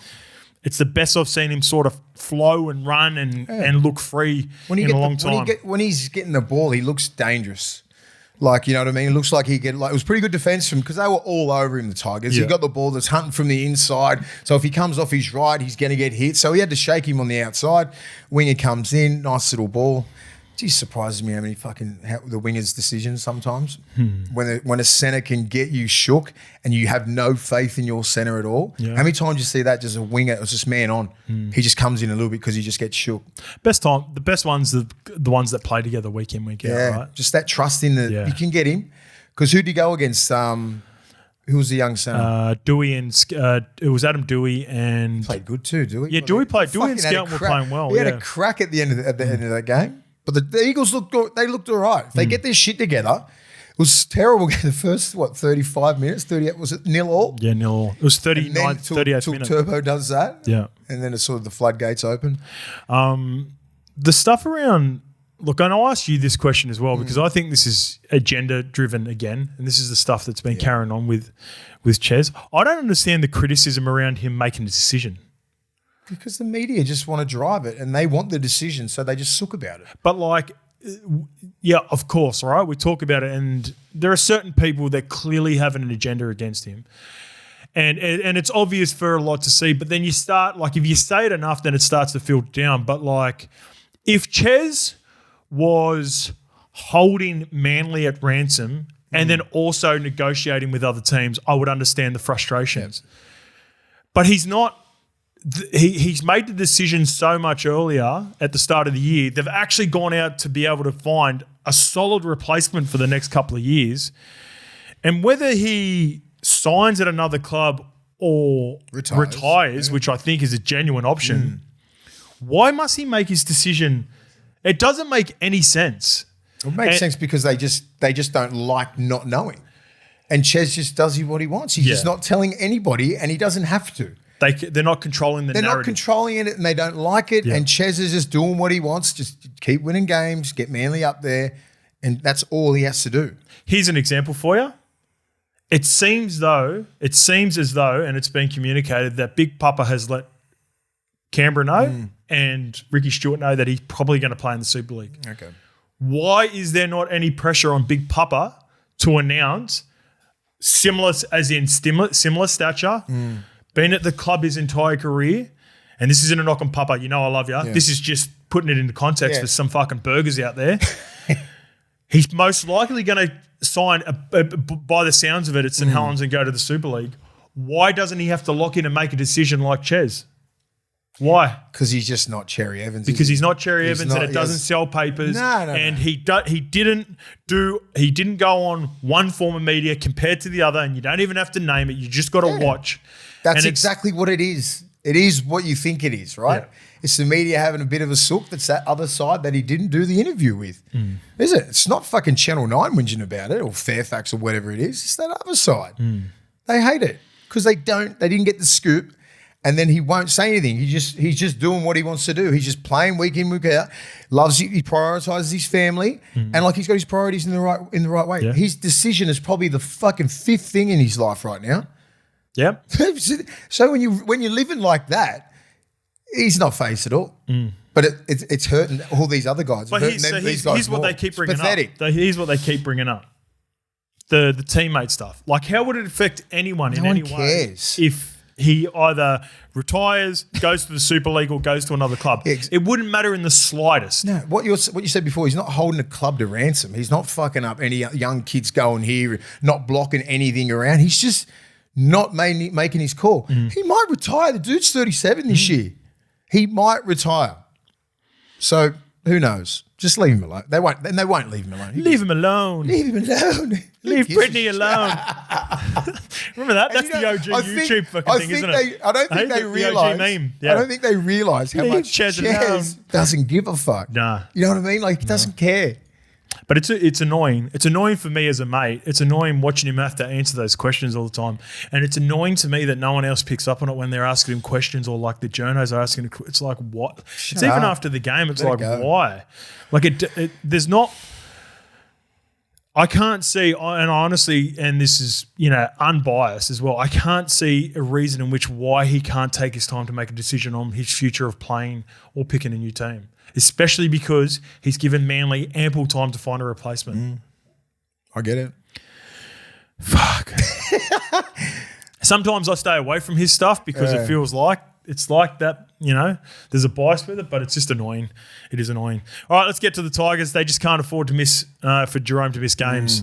He had a staph infection, I believe. Staph infection. He was in hospital for a couple of days. What?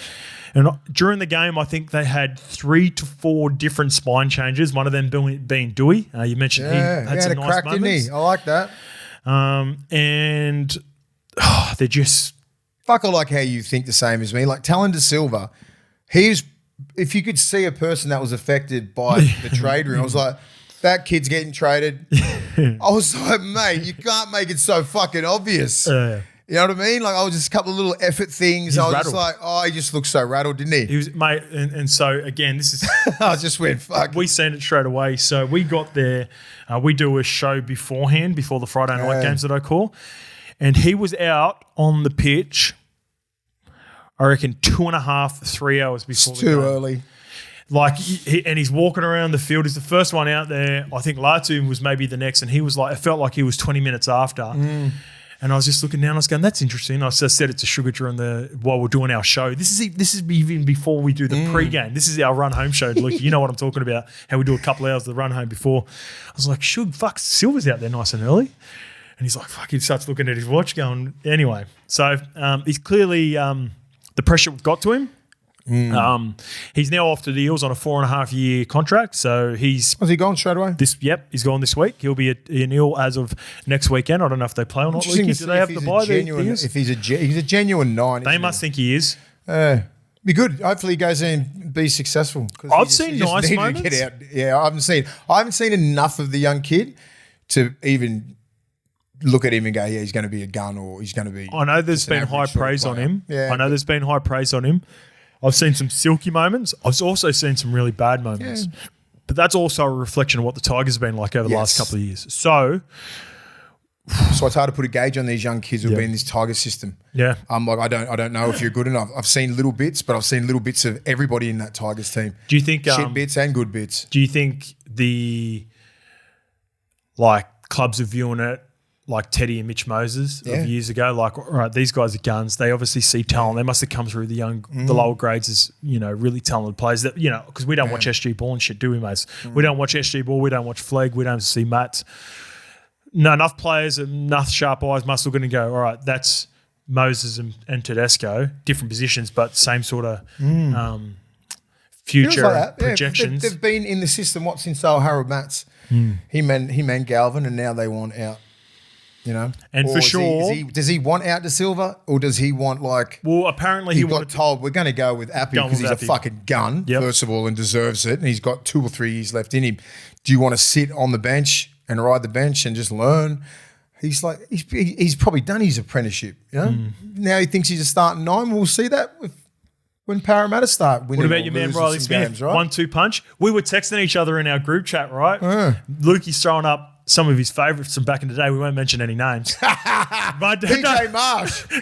PJ Marsh. PJ Marsh. We'll mention PJ. It was a gun. The 1-2 punch of Pig and PJ back in the day. Yeah, it's good. I can see a bit of De Silva and Riley Smith. It was hard. Though. And Riley Smith's a goal. You can chuck him in at the lock position and he'll just. But you love Riley Smith, Lukey? Yeah, I do like Riley. But we've also got Brendan Hands. There's a whole heap of... Yeah. That's what I'm saying. This kid must have the confidence. Lines that are sitting there. I don't know. Unfortunately for Brendan, he's catching them. Hands. Now that this is the... Bold. It's a bold move. Yeah, this is the end of Brendan. That's what I'm saying. He must be thinking, going, okay, well, I'm that next guy up. I'm the next, because these young kids, that Parramatta you just mentioned, I would sit here and just go, they look better than him. right? So he's going over there going, fuck, I'm that guy. So he must be that guy. I've seen enough of Riley Smith to go, he's fucking genuine start tonight. So they'll have a lot to say. Fucking come now if this kid's coming over and going, all right, I'm going to be a genuine 9. And he's going to have to earn it through Rolsey. Rolls, nothing's given with that man as well. He ain't bringing you over there now. Obviously, he's the future of they're looking at him as a fucking 4 or 5 year deal now. He's the future of the fucking Eels. He's given you that already. But these other kids will have something to say. He came to our golf day last year. Yeah, Talon and Lockie both were. Yeah. Big stars. We get all the young emergers as well. The emerging stars. Riley Smith. I wish him all the best. I hope he does good at Eels because he's backing himself. He doesn't want to sit behind Appy anymore. He thinks he's done his apprenticeship, which he probably has. He's his third year. I don't know. Fuck. Yeah, he got These kids won it straight away, right? I'm just trying to think. A year. I believe he played a game in 2023. He might have got half a dozen in 24, and then he's basically been in and out this year. What sort of coin did you get for 5 years? For 4.5? Mate, if you commit, it's similar to what I was saying before about Lachlan Galvin. Parramatta have clearly shown their cards. They're all in on Talon De Silva. For me, it's the end of Timu Reedy. Like, Riley Smith, I love him, but Riley Smith and Reedy are going to be the same way you view them. Yeah. Like, I love them as players. They're not franchise 10-year players because they're all effort, right? Yeah. Which all effort is great. But the players that sustain are silk. You know? You know what I mean by that? I get it. I want to see more. That's a mad drive by on those boys, and I apologise, but I'm just like... That's what I was like, okay. Yeah. But I want to see more De Silva before I'm just like, yeah, here's your dude. Okay. So fucking Rolsey must have seen a bit. Like the recruitment, Rolsey's in there going, oh, fucking what's he, he's got his preference on 9s. Well, here's what I'm thinking. That's why I think he doesn't like when I'm watching Parra at the moment, I can see Dog, Goa, just guys that are playing above their weight. It's very little silk. Well, the other club that was interested was Manly, and like just looking at it as an Eels fan, I'm like, well, they feel like they need more of a 9 than we do. Yeah, because Croaks is not there. Yeah, I felt like that was more logical. Yeah, and someone who was asked as well, Rocket Rod. He was asked after the game too. They're like, "Oh, did you hear about Talon De Silva?" And you could see his response was, they were after him hard too. Yeah. So he was fucking on the radar. I think he has been for a while. He was one of those prodigy kids who's come through. And they asked Rod, they go, the Todd Payton, they go, "What, did you hear Talon De Silva signed with the Eels?" And he goes, "Yeah, we found out just before the game." Furious. See ya. Furious. For this game? Pardon? We done for this game? Not yet. Give the Tigers some love. We just talked about Talon De Silva going to the fucking Parramatta Eels. And I was joking about this within coverage as well. They had so many changes in their halves. It's so hard. I really want to see Latu Fainu with Jerome for a number of games because the difference when they look so much better with Dewey getting into the halves just purely because he looked to be communicating. Yeah. And that's one of Jerome's best attributes from an outside looking in. And they're just, mate, they've only got 20 players. Yeah. Max. It's hard. Max. They need Luai every single game. They even chucked Jack Bird. You know, we talked about the KPP arrival. Jack Bird in the right edge back row, safe half back to the middle off the bench because they're lacking some punch through the middle. I thought Fanua Polay and Terrell May were going to kill Manly through the middle, but Manly's middle was just enough to hold on. Yeah. Yeah, I thought the Tigers just they didn't look like scoring. Yeah, until Dewey late sort of started running hard and straight and like was with some shape. They looked all right, but like that took 60 minutes for that to happen. Yeah. So they're going to be missing Heath Mason, I think, suspension. Appy Carousel was category 1 with the concussion. Yeah, that was bad. So, and they're losing Talon De Silva. What fucking team are they going to put out for next week? Fuck, imagine being Benji, poor bastard. Thought he had a decent roster this year, which he did, and just like key positions, man. I tell you what, that is one of the best $1.21 favourites I think I've ever seen. The Roosters versus the Tigers. They're not going to have Jerome. He's in camp. They're not going to have Appy. He's category 1. They're not going to have Talon De Silva. He now plays for the Eels. And I believe your little cousin got suspended. Yeah, my little nephew. What are you doing? Dream Baller's out with Hammy. Roosters 50 plus. yeah. And the Roosters are good for one of these. Yeah. Teddy going mad. Teddy's gonna get 9 Dally M points. Yeah. He's going to win the Dally M. Teddy's going to get 12.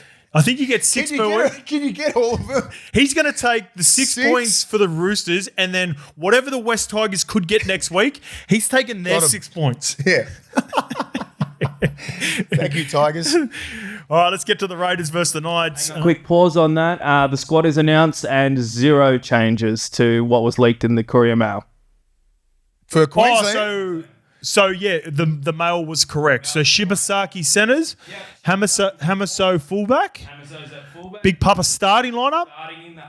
Starting. Let's fucking go. Starting. And Mo Fodawaker misses out. Walshy 18. Baker, Walshy 18, Jermaine Hopgood and Josh Kerr in there. Josh Kerr. I said that 2 years ago. Yeah. Maybe would the Dolphins have the bye this week? Yes. Parramatta also have the bye. Yep. Okay, just bringing him in. That's What's his name from the starting front row for Parra at the moment? He's in the New South Wales Junior. no, the other one. I was going to say, he looked like What? Yeah, Jack Williams. Is he in the 20? Yeah. I heard the rumours from him. Fuck, They like that's him. awesome. They like him. He's been fucking going really well. Well, geez, it'd be good to be a good middle right now for New South Wales. I know we've sort of on Queensland at the moment. We sort of skipped through the New South Wales. There's plenty in that. I love it. Can I ask what does Carraz offer at 18 for New South Wales? Cover for the He's entire cover, back line. yeah. And then if anything happens to anyone in the back line, you can move Latrell. What's the difference between him and Birdo. Just One's Lebanese and one's Australian. One's a hectic Lebo and one's a fucking boy from Dubbo. I don't mean to diminish what Jacob Carraz has meant to the Bulldogs, but I think it would be unfair to take the chief playmaker out of the Bulldogs for 2 games in a row, or 2 games out of the series. So I think Laurie is trying to help out the Bulldogs whilst also fucking them by having an 18th man. Carraz is he's been good, man. It allows Burton who's been in camp. They could do, if something was to happen to Nathan and Jerome or whatever, they can easily just call Birdo back into camp like they did with Jerome, who jumped him. If Cleary was not fit and Katoa was there, do you just throw him the reins? Yeah. Like, you do, from that Bulldogs game on Thursday, Bizza looked hooked. Yeah, so Carraz is better cover. Yeah. I think it's 100%. No, it's 100% for Toto if he can't get through the week. Well, he was brought into Fucking camp straight in. game Yeah, 2. so I think it's more like the 19-20 positions that's interesting. Going back to Turbo in the interview. Did you see the interview? Did you watch the entire interview for 100% Footy? Someone asked him about him being To 19 or 20. 18th. No, so apparently, you remember we were saying it was rumoured that Turbo was going to be 18th man and he declined it? He didn't out and out come out and say that was the case, but hinted that might have been the case. And maybe Gal or Cam Smith asked him about like if he wanted to be, well, what's your thoughts on 18th man? And he goes like, I wouldn't want to be 18th man. Like, you got club footy and for the right reasons. Yeah. So I heard again, the rumour was that he was going to be 18th man.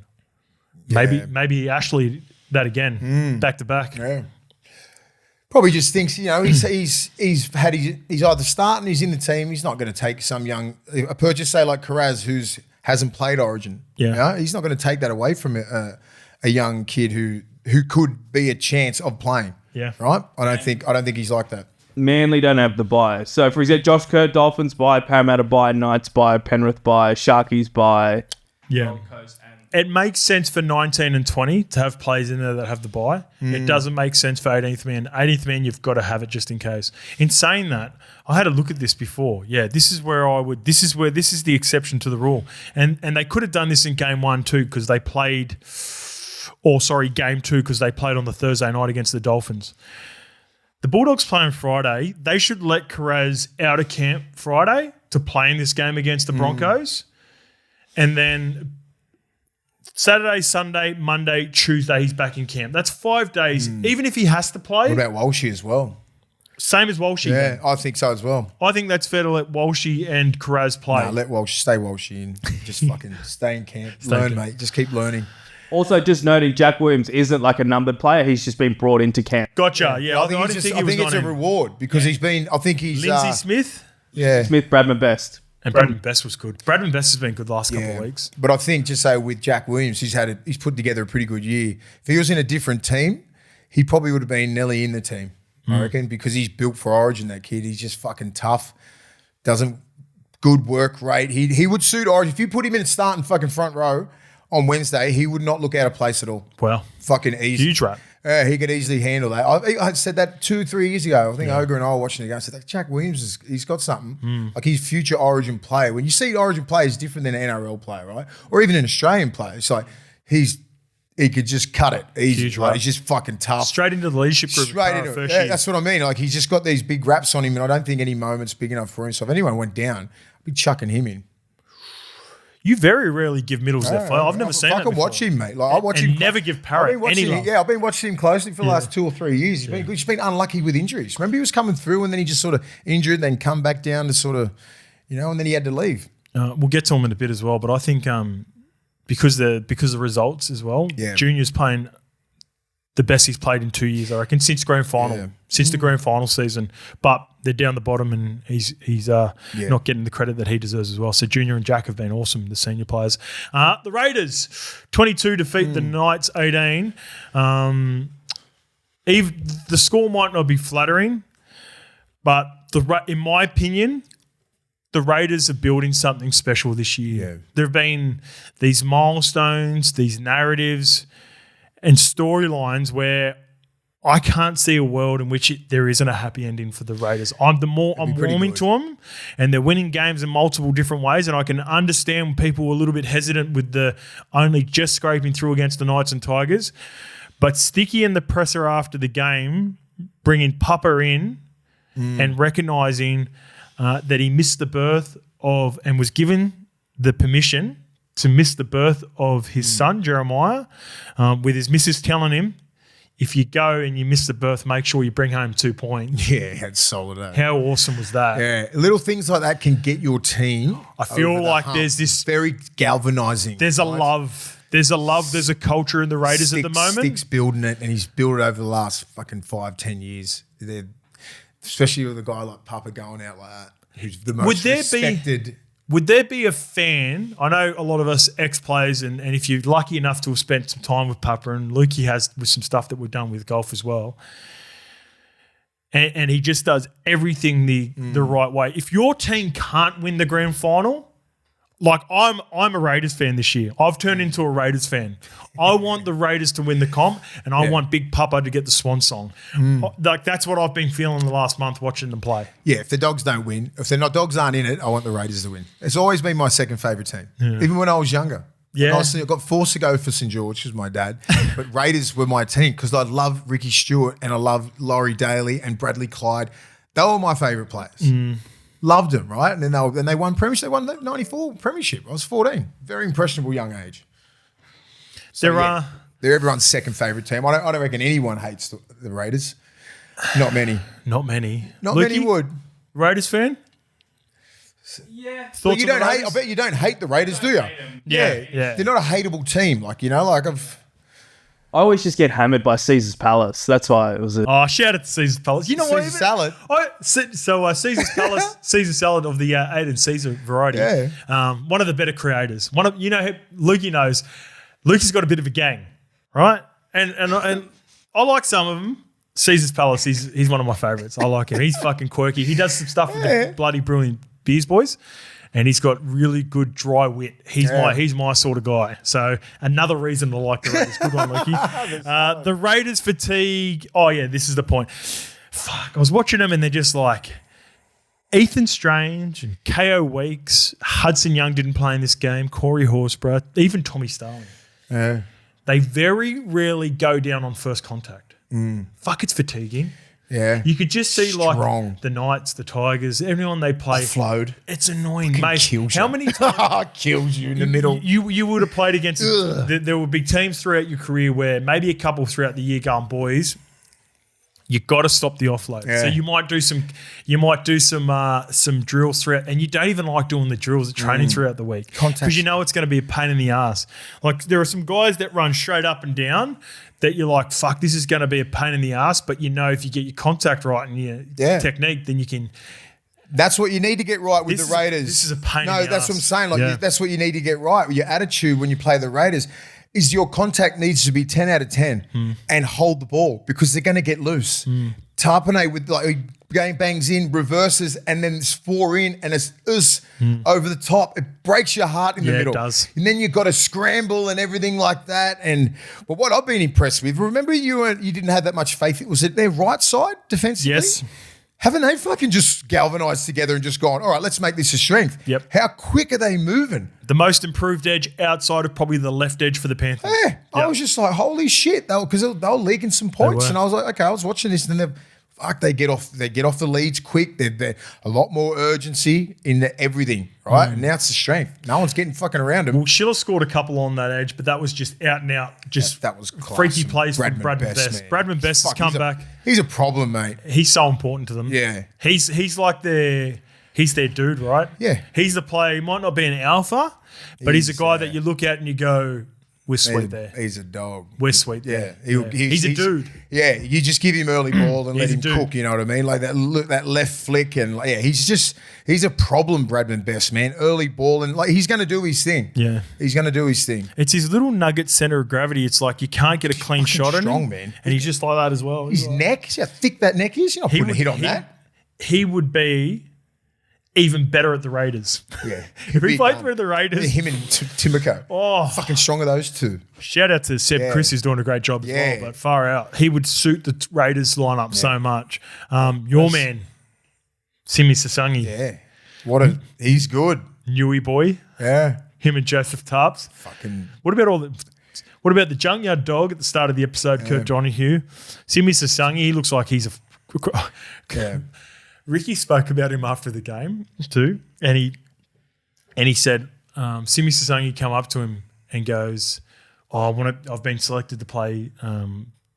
He thought it was Tonga at first, and then Joseph Tarpany and Papa had to let Ricky know that it was Samoa. He goes, oh yeah, Samoa, the other one.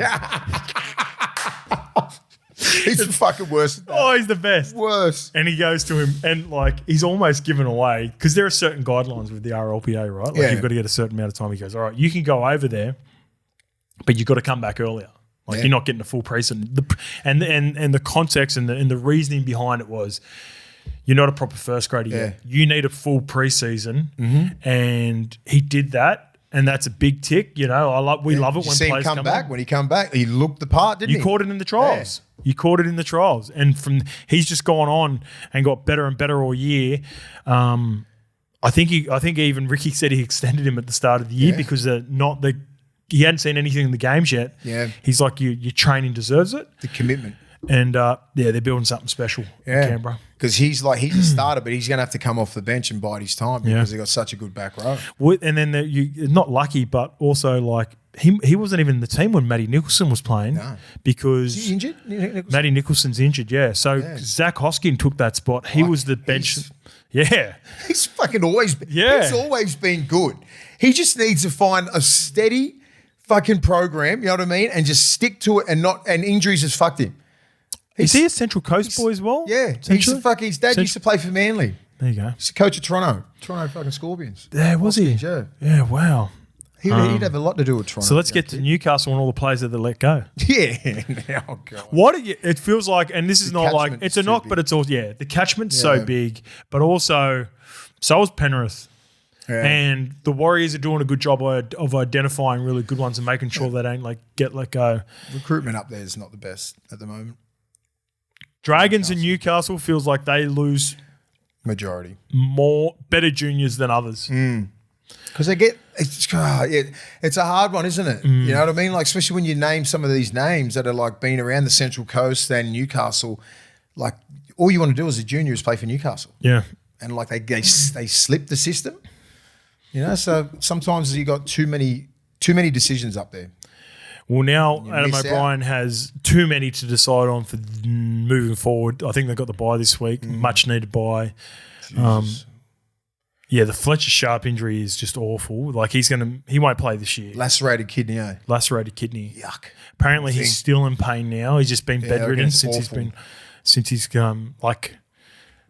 touch wood for him. I hope he could be a fair bit on the sidelines with that. Yeah? That right, yeah. How did he do that? Was it in the game? Or did he just Landed on the ball at the same time as in a tackle, like really awkward. Bang. God, Like, how many times you've done that? It's just unlucky, isn't it?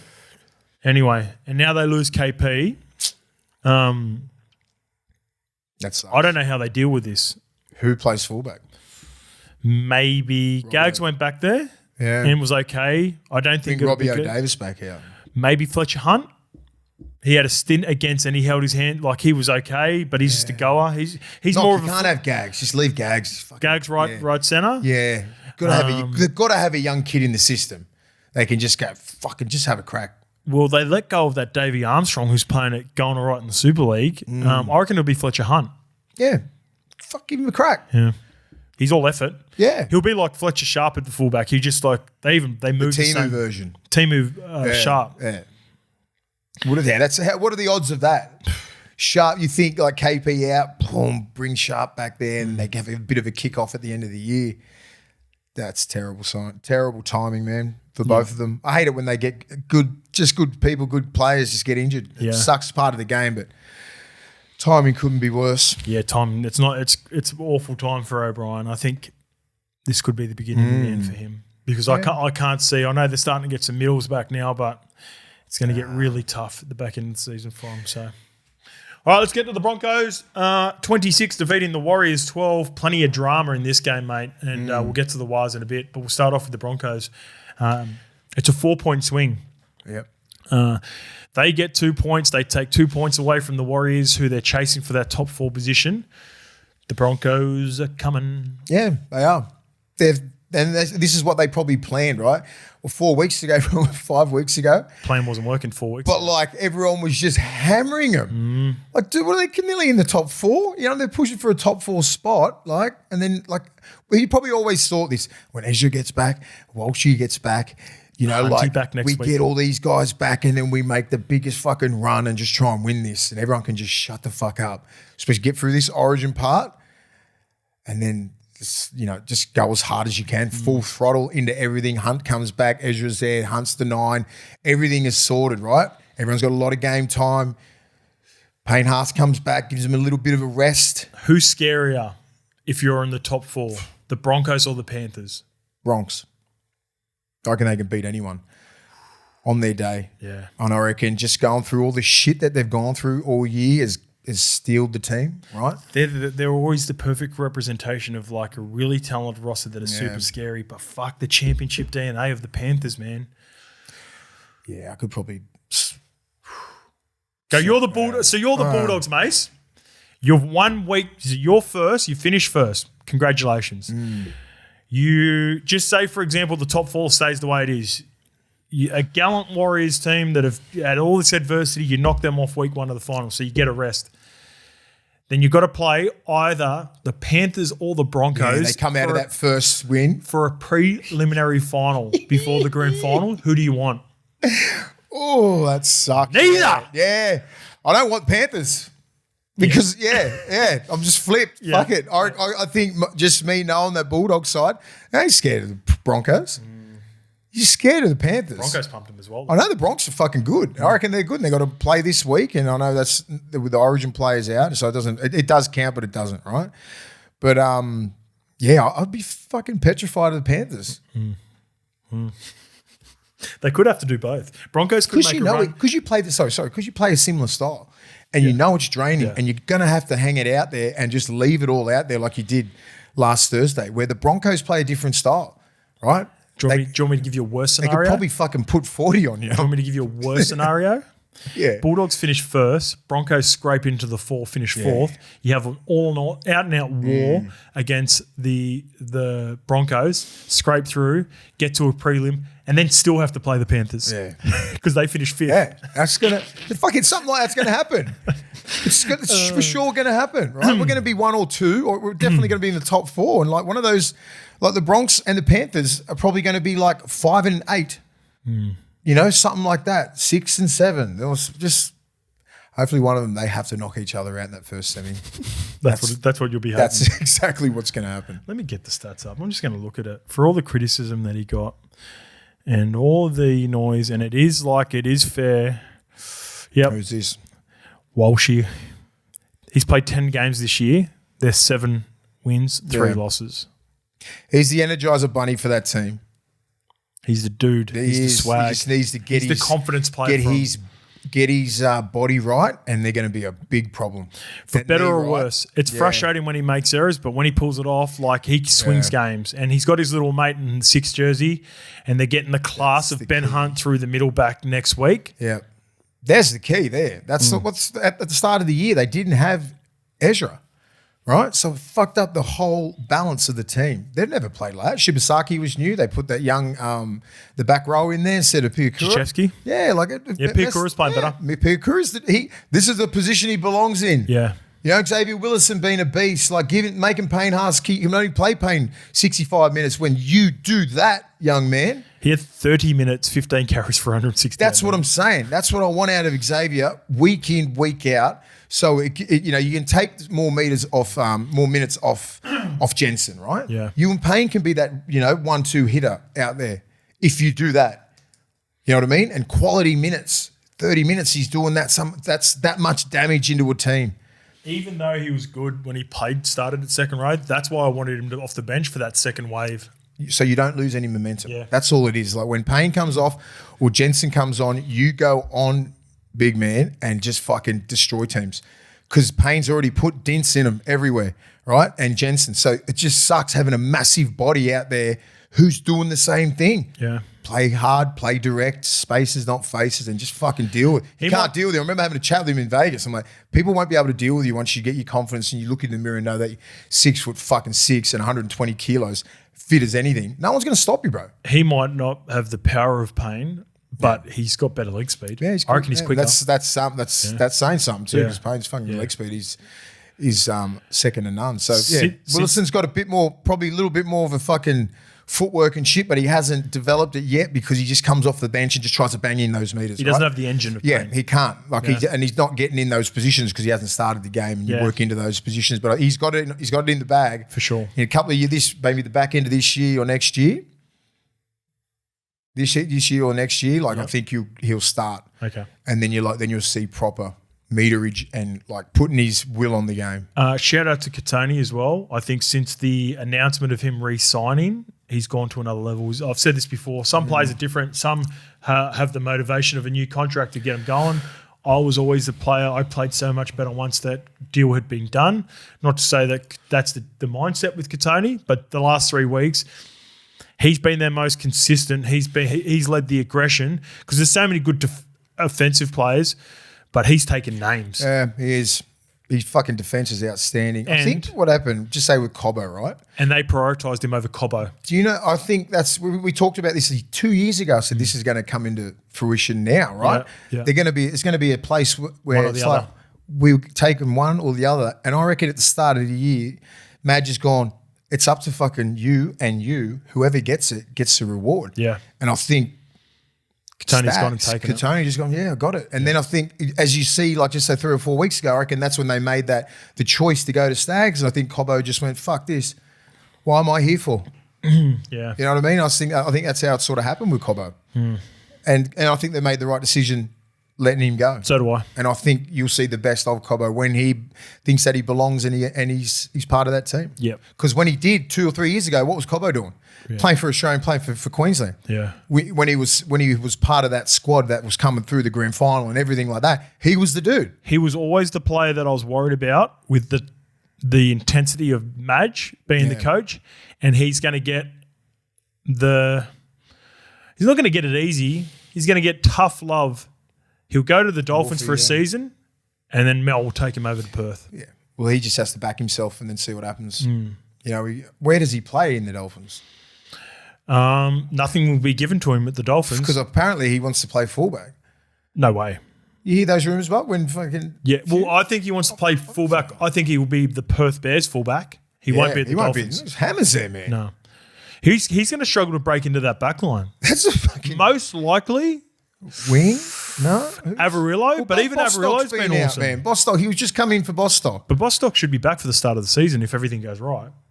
ACL this far out. Not now. He's not going. They didn't release him now? No. For next year. Yeah, he's arriving next year. I thought they let him go now. The Wars. Yeah. Webby has done a huge job since he's arrived at the Warriors of developing guys like Metcalf, like Mitch Barnett, like Chance Nickel-Klogstad, like the list goes on, Marata Near-Quarter, Back rows, Jackson young kids. Ford, the young players that are coming through. This will be his biggest task. Yeah. I'm gutted for Metcalf. Did Metcalf do his ACL. Was that it on that hit? On that hit. Oh, that sucks.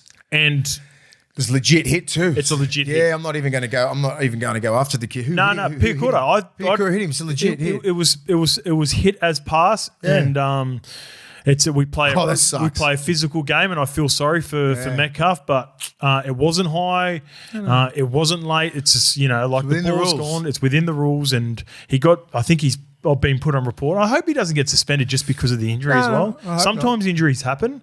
We play a physical game. Metcalf's trying to bite in the line and bring him out of the line to expose him. That's a part of why Metcalf goes so close to the line. So it's unfortunate. It sucks because you never see an ACL off a hit like that. Yeah. Right? It was just, it's unlucky. Now, sucks. Like when you factor in, they also lost Chance at half time. His one looked a little bit more awkward, getting stuck under that tackle. And Mitchy Barnett from 3 weeks ago. You're going to run out of troops. Man, it's going to be hard. As it's a marathon, not a sprint, the NRL, to win this premiership, right? And it's whoever's got the best deck at the end of the year. Yeah. And look what Penrith's done the last 4 years, full deck. Yeah. For 4 or 5 years. Yeah. Impossible. A few players get rested during this period. Yeah, but that's when they're not so hard to do. They're not afforded that this year. You have a look at some of these guys that have been injured right now. You know how hard it is to get through an NRL season without any major injuries to your major players. Yeah. You got two of them, Barnett and this kid Metcalf showed within a month. And you know what? And the Warriors were brave too. I wouldn't have been surprised if we looked at the end of the scoreline and it was like 50. Broncos had so many half chances. Yeah. Rog comes up with that beautiful tackle on Katapani on the sideline when he went back to fullback. Now, I think people are going to be calling for Rog to go to fullback. I reckon they'll go with Tuapiki. Yeah. I reckon that'll be a straight swap. Leave Rog on the wing. And then he also provides that cover. Tamate Martin's effort on Walshy. Hell, Walshy didn't score as well. There was the Chance Nickel-Klogstad when he was sort of underneath at the end and just the culture that he's built there. Oh, mate, the Warriors and they've got this and they had a little run at the back end. I don't think the Broncos were really in. They'd have scored just some moments. Yeah, maybe. Man. It was just like it's game on with the Broncos. No one, when you hear those drums fucking going and the Warriors, there's no team that can get off momentum like the Warriors. Yeah, you know that you played against them before and you think you're going good, and then one try, but fuck, they scored 3 in a row, especially for an away team because see the support going down Caxton. Yeah, fuck. 40, so when you hear those drums coming and the whole of Mount Smart's going mental or fucking Suncorp, whatever it is, they're hard. They get that. They get it. And the Broncos held. Shibasaki gets that try at the end, but that took 5 minutes to go? Yeah, that was it. Yeah, so they scored within that 10 or 15 minute window. 18, 20 or something like that. Do you think Tamate Martin goes to half or do they – because Tanner Boyd's been killing it in New South Wales Cup. It's a fucking different level, but – the way you would have viewed Luke Metcalf and Tamate Chanel and all that a couple of years ago, can Webby pull off another miracle with – and not to say – and that sounds slack to Tanner Boyd because he's a first grader, but he's done all the right things and also I think he's been kicking it like 90% in New South Wales Cup. Then he deserves it then. And that's Webby, he'd know that if he's up for it, because obviously there's a big jump between Reggie's and first grade, and Tamari Martin could just keep that spot on the bench. The 14. Yeah, or Tanner Boy gets that 14 spot. Yeah. Depends. I don't know.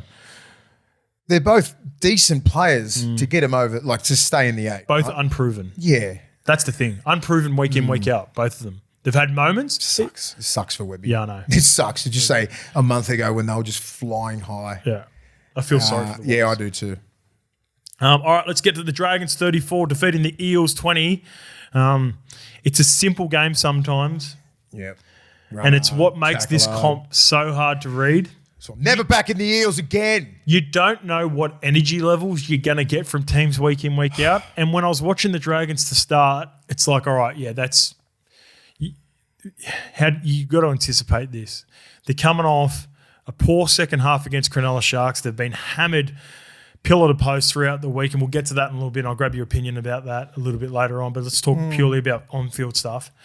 Their energy levels were just so much better than the Eels, and they copped a little bit of adversity. Like, they lose Tuipulotu before in the warm-up. Leilua doesn't finish the half at about the 35-minute mark. Looks like he had maybe a hammy injury as well. Couchman looks like he's maybe done something to his shoulder or pec. Hamish Stewart's HIA doesn't finish the game. They also had Corey Allen and someone else go off HIA. So fucking good win. They dealt with some adversity throughout the game. They probably dealt with more throughout the week. And there's been a lot of online stuff, and we come on here and I believe we try to keep it as constructive as possible. Yeah. You know, every now and again we might get a bit cheeky, right, and take the piss a little bit. Nothing personal. But I think, you know, some of the stuff throughout the week was unwarranted. It was a bit over the top.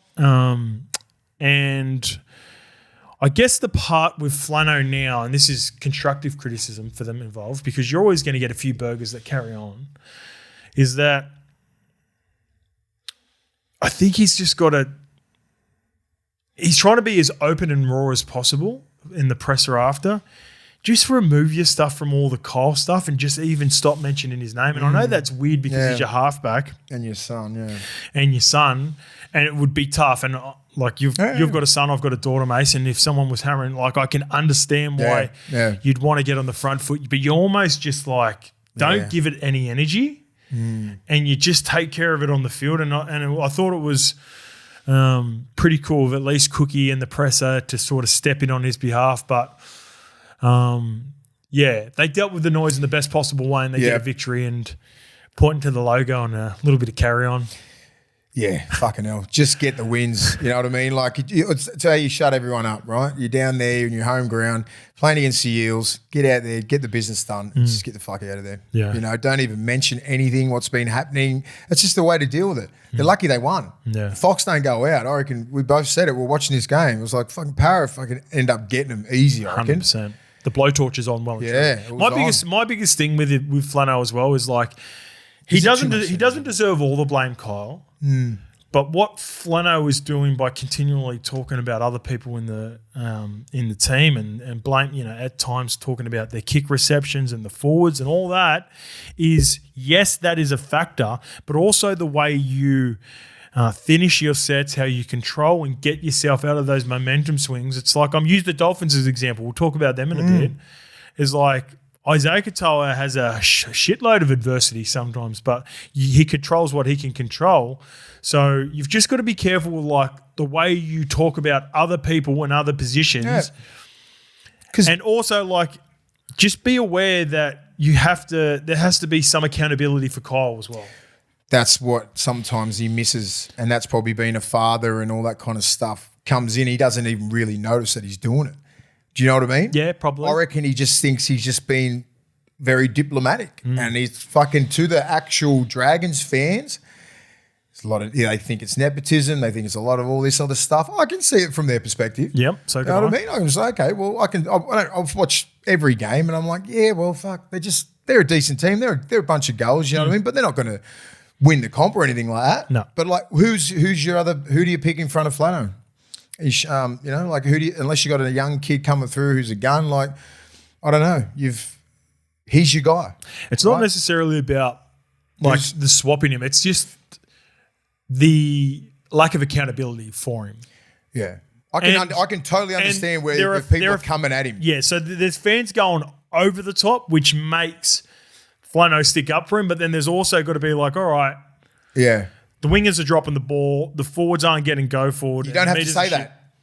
Yeah. But also, you can say that. No, I'm just saying, but you can say Kyle didn't fucking kick to the corners. So you can say that, but with that, you can't just say this happened and then don't mention the fucking elephant in the room. Don't mention the halves. You know what I mean? Yeah. Like that's where like some of the St. George fans, I understand you. Like you're just like fucking going crazy. Yeah. Because you want to win. And you got Lockie Ilias in reserve grade and you got all these other guys. And I'm like, yeah, I fucking get it.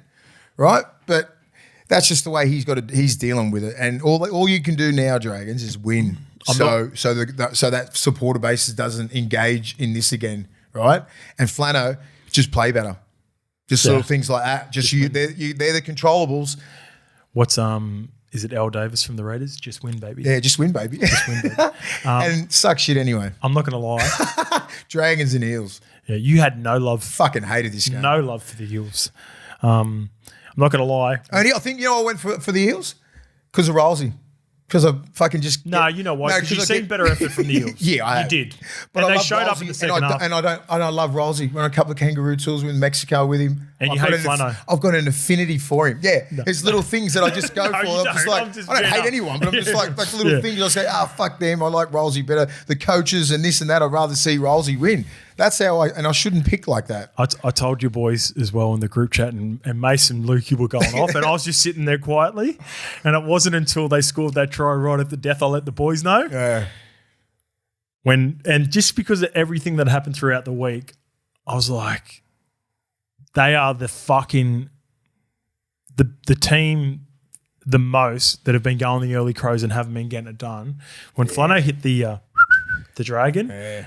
I just went and quickly had a look at some live odds and had myself a sneaky little $10 bet on the Eels, maybe about 4 or 5 minutes after. I think there was one more try. And they were paying $26. Nearly got it. And I nearly got it. I reckon the Fox, if he doesn't step on that sideline, the Eels not only win, they win 13 plus. They go. That really halted the comeback. It did. Would have been 26 all, game on with like 15 to go. All momentum para. Yeah. And then I would have been happy with para. Do you reckon he was out? Yeah. 100% was out. Yeah, he's out. I can't stand fans. I didn't, not 100. Not 100. Not 100. I was just asking. I was just asking as a para supporter. 90% confident. I was 100. I was You're 100. 100? I need to see. I thought he was in. You thought he was in? No. Sorry. I just don't think he should have like. We interviewed Dave Clemmer on our show yesterday for SCM before the game. He goes, I think he was in. Big Clem. 250. 250. Well done, big boy. Hey, he's been one of the. I was skeptical of just too many big bodies and the younger players that are ascending at the club. He's been good for him. Yeah. 65 minutes he punched out with all the injuries that they had. Man. He's done a good job. Him and DeBellin are just they're getting worked in the middle. Cookie, like fucking hell. Yeah. Yeah, getting a lot of attention, but he's been standing up. He's probably touched the ball way more than he has been. Well, see, all the veterans, all the veterans are playing bigger minutes because all the rookies, all the young fellas are getting fucking injured. First Ryan Couchman at ACL, then they lost Dylan Egan, gun. Yeah. Hamish Stewart in and out with a few HIAs, so that's something to just watch out for. And Toby looks like he's got injured. So all their best young ascending juniors what do you do now? keep getting banged up. So now the vets are going to be called upon. Yeah. The reason I love, sort of what Jason rolls, it sounds like it was, how you can't waste them? It sounds as though that Jason used his first rev up of the season at halftime, but he had no excuses and plenty of lessons. That's what he said after the game. Yeah. Full accountability.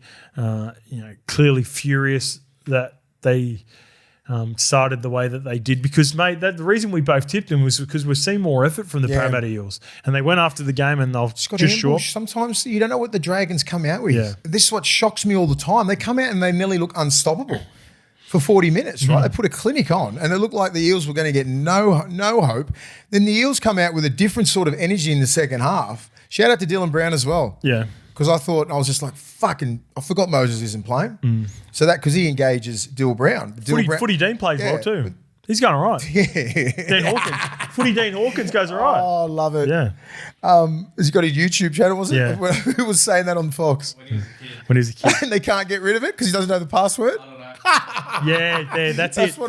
That's right. So Footy D, yeah. But it was good that he took the game and he fucking wanted to win. It was a good thing. That's something you do, forget your password and not be able to log into them. He's going good. But like Dill, I always watch the socials now, and this is more of a spite on the November 1 deadline. Dill can't if Dylan Brown doesn't have a 10 out of 10 game, that we're across everything on social. I'm sure you see it as well, Lukey. He just gets hammered by the Parramatta fans now. Yeah, it's just an easy out for some. Yeah, and look, they're not proper Eels fans where they're not like watching week in, week out, and they're not watching effort. It's easy and it gets likes. And the new thing is get Joash in. Yeah. I love Joash. Shut up. Jeez. You have nothing on Dylan Brown. Future, it's like No. 3 games. Doesn't matter. You never yeah. know where you end up. Fucking oath. Yeah. They had that game. They're sitting on, they'll be on 18 points. Yeah. Imagine that. Imagine if they get that. No excuses for the Dolphins. 50 defeating the Rabbitohs 28. Every time we're watching Qatar, I feel like I'm either messaging you, Mace, or messaging the group. Like, even his halftime interviews are 10 out of 10. Did you see when he came off the field and was chatting to, I think it was Lara Pitt? He's very stoic, isn't he? Not fatigued. Clear, like, they are a little bit cliche, but, like, they're not cliche as in not thought about. They actually... Yeah, headline, mate. They're actually, no, they're valid points. Yeah. And even though they're cliche, there's still validity in having cliche sayings at times. All right, what do you want from him at halftime anyway? For fuck's sake. Well, sometimes I'll watch players and I go, what's the point of that? What are you doing? That was either too cliche or, stereotypical or that player is way too tired and can't think properly. So, like, he comes off, his body language is great. He has he's clear and decisive with what he needs. And, he's so impressive. Nudo, put that in the new CBA. No fucking halftime interviews. Come on. That's not going away. Oh, fuck That is off. not going away. They, what else has he got? Oh, yeah, that's the only thing he's missing. So he's in camp. So this is before he gets announced that he's in camp. So I want to see a full year of this play. I want to see him play finals footy for the first time in his career. And then the conversations start for next year. If he continues this form and gets this Dolphins team into finals footy, then he is applying the blowtorch to everyone involved in the halves. Whoever you may deem the best possible lineup in the spine, he's coming. Do you reckon he's close to get? Do you reckon he'll get Dally M half of the year?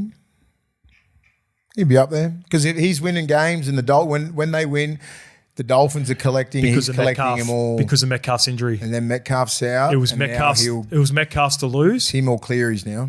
It's him because Cleary hasn't played at that level. No way. I'm just saying, like, Cleary can put in fucking 10 games. He can go on a run. You're right. Yeah, and collect all of them. Jerome Hughes has been banged up. He hasn't been playing nowhere near like last year. You're right. Yeah, I think he's a good shout for it. Because that's Fogarty, because they've been consistent at the Raiders, but he's not getting a whole heap of points. No. Ren, no. He could make a late run. Panthers, anyway, Dolphins, if he was not there. for sure. He meant Cleary. It's his. Yep. I'll back him. I reckon he'll get 7 of the year. They looked, man. If they get in the 8 too, Wolf deserves Coach of the Year. Ricky? Wow, no. Look at this stuff. The injuries and everything the Dolphins have had. And how hard it is to make the 8. Who had the Raiders? You're the only one I seen that had him in the top. 8. Yeah. Did you have him top 4? Did you have him minor premiership? Dude, I only put him in the day before. Right? Remember? Yeah. I said it because I had the Raiders. No. Or I put South in for someone or for Newcastle. I don't know. But I always had the Raiders. Yeah. Always had the Raiders. But did you have them minor premiership? Dude, no way. Exactly. So that's my point. I would have had him like the 6, 7, 8. That's what. If Dolphins scrape into the 8, that's a huge achievement. I've got Ricky clear 1, okay. and then Wolfie clear 2, and then everyone else, even Ciro. What Ciro's doing, but I think Ciro is distance 3rd because I just look at the roster and the injuries and what's happened, the adversity and shit. What's happened? That's fair. Up there at the Dolphins, dealing with a lot of shit. Because the Raiders they got a roster, right? And they've kept it pretty consistent every game. You haven't had – look at the players that we just keep on mentioning for the Dolphins that aren't playing. We'll check this one out. If this doesn't epitomise next man up, All Blacks Tafa. He is listed as a centre. He has played 25 games in the New South Wales Cup. He has scored 14 tries. He started in his second NRL game in the front row. Wow. Against South Sydney.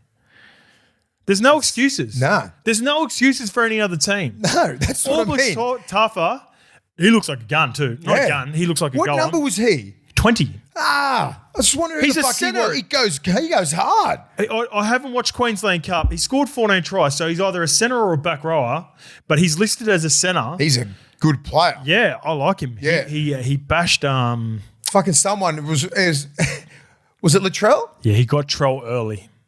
on that kick. You know, on that kick. Yeah. It was that guy, because I was thinking, who the fuck's this number 20 or 22 or something like that? He just, I love that. I love it. He looked like, I sort of mean, like you got these kids in Q Cup and people go, fuck, can he play NRL? Yeah, they can. Just got to give them opportunity. There was a comment at the start of the year, and someone wrote to us. I don't know if you remember talking about. Do you, Lukey, listen to this one as well, just in case. And I went back and looked at the review, and I wanted to give him his flowers because he told us. I think they had lost 3 or 4 in a row at this point. And he remember me reading the comment about Christian Wolf, and everyone's like, "Hey, just remember, he went over to St Helens. It took him a while to get it going at St Helens. They went on to win 3 championships." Yeah. And they said, just bide your time with Wolfie. He's not like all the other coaches that have come in after Wayne.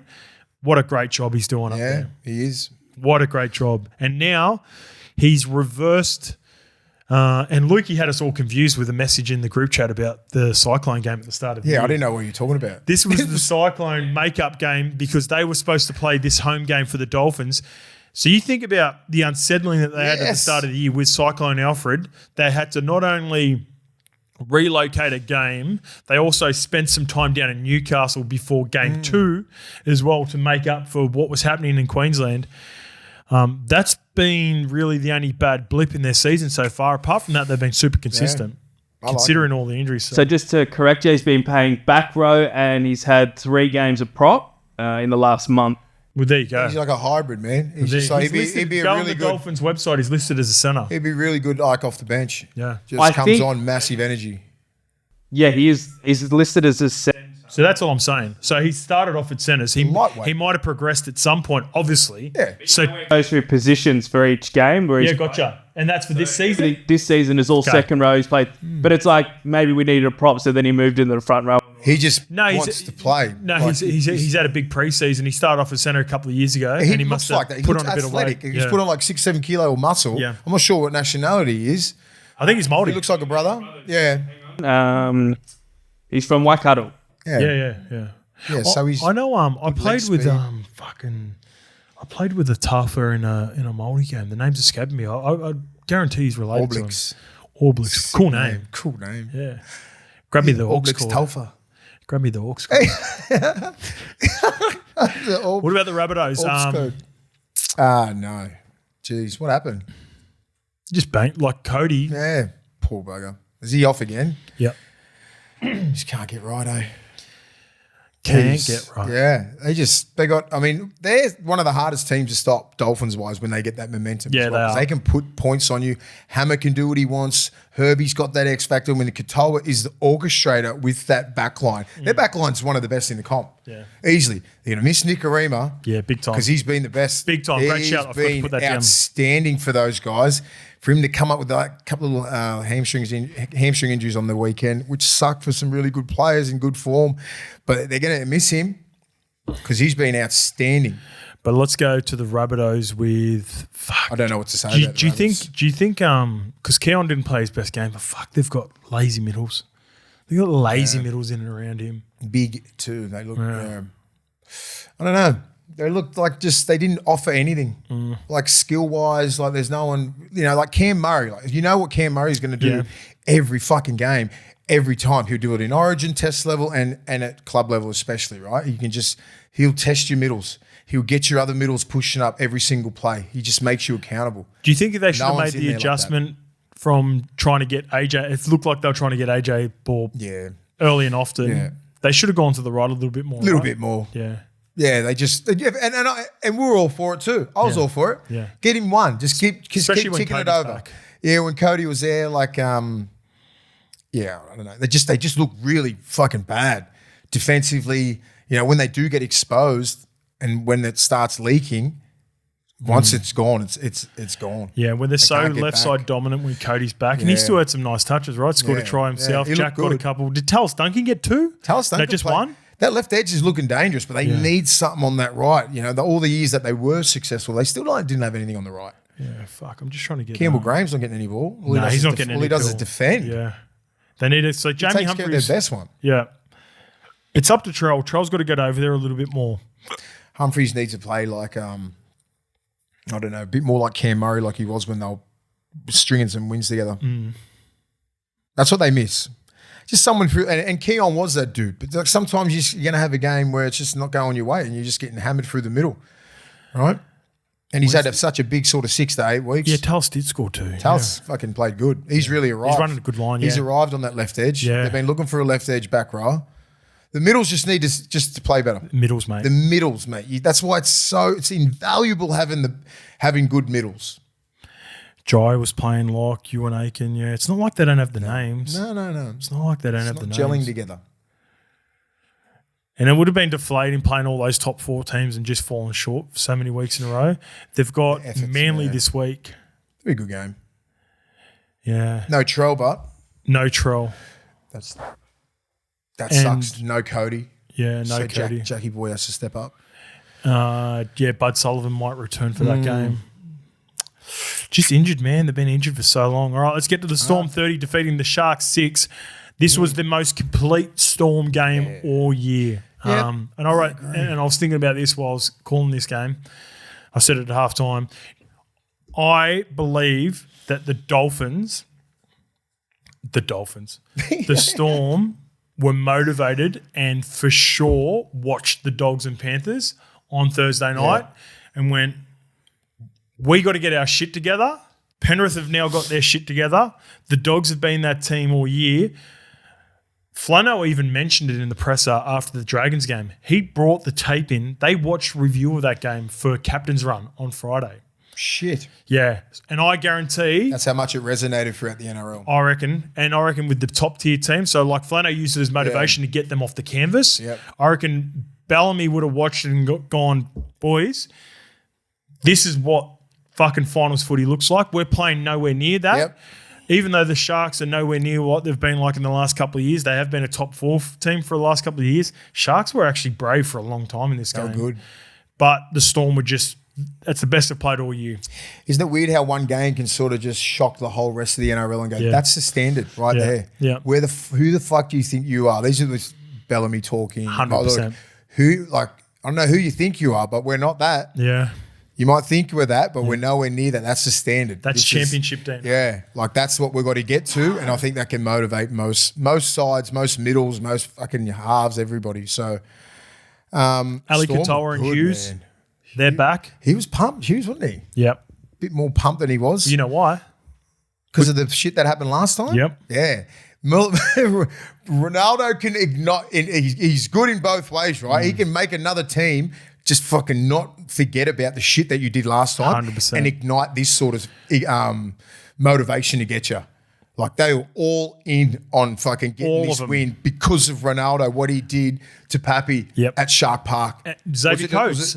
Was it Coates? It was Coates. He got in his face. Yeah, the last bit. Face. It was fucking totally disrespectful.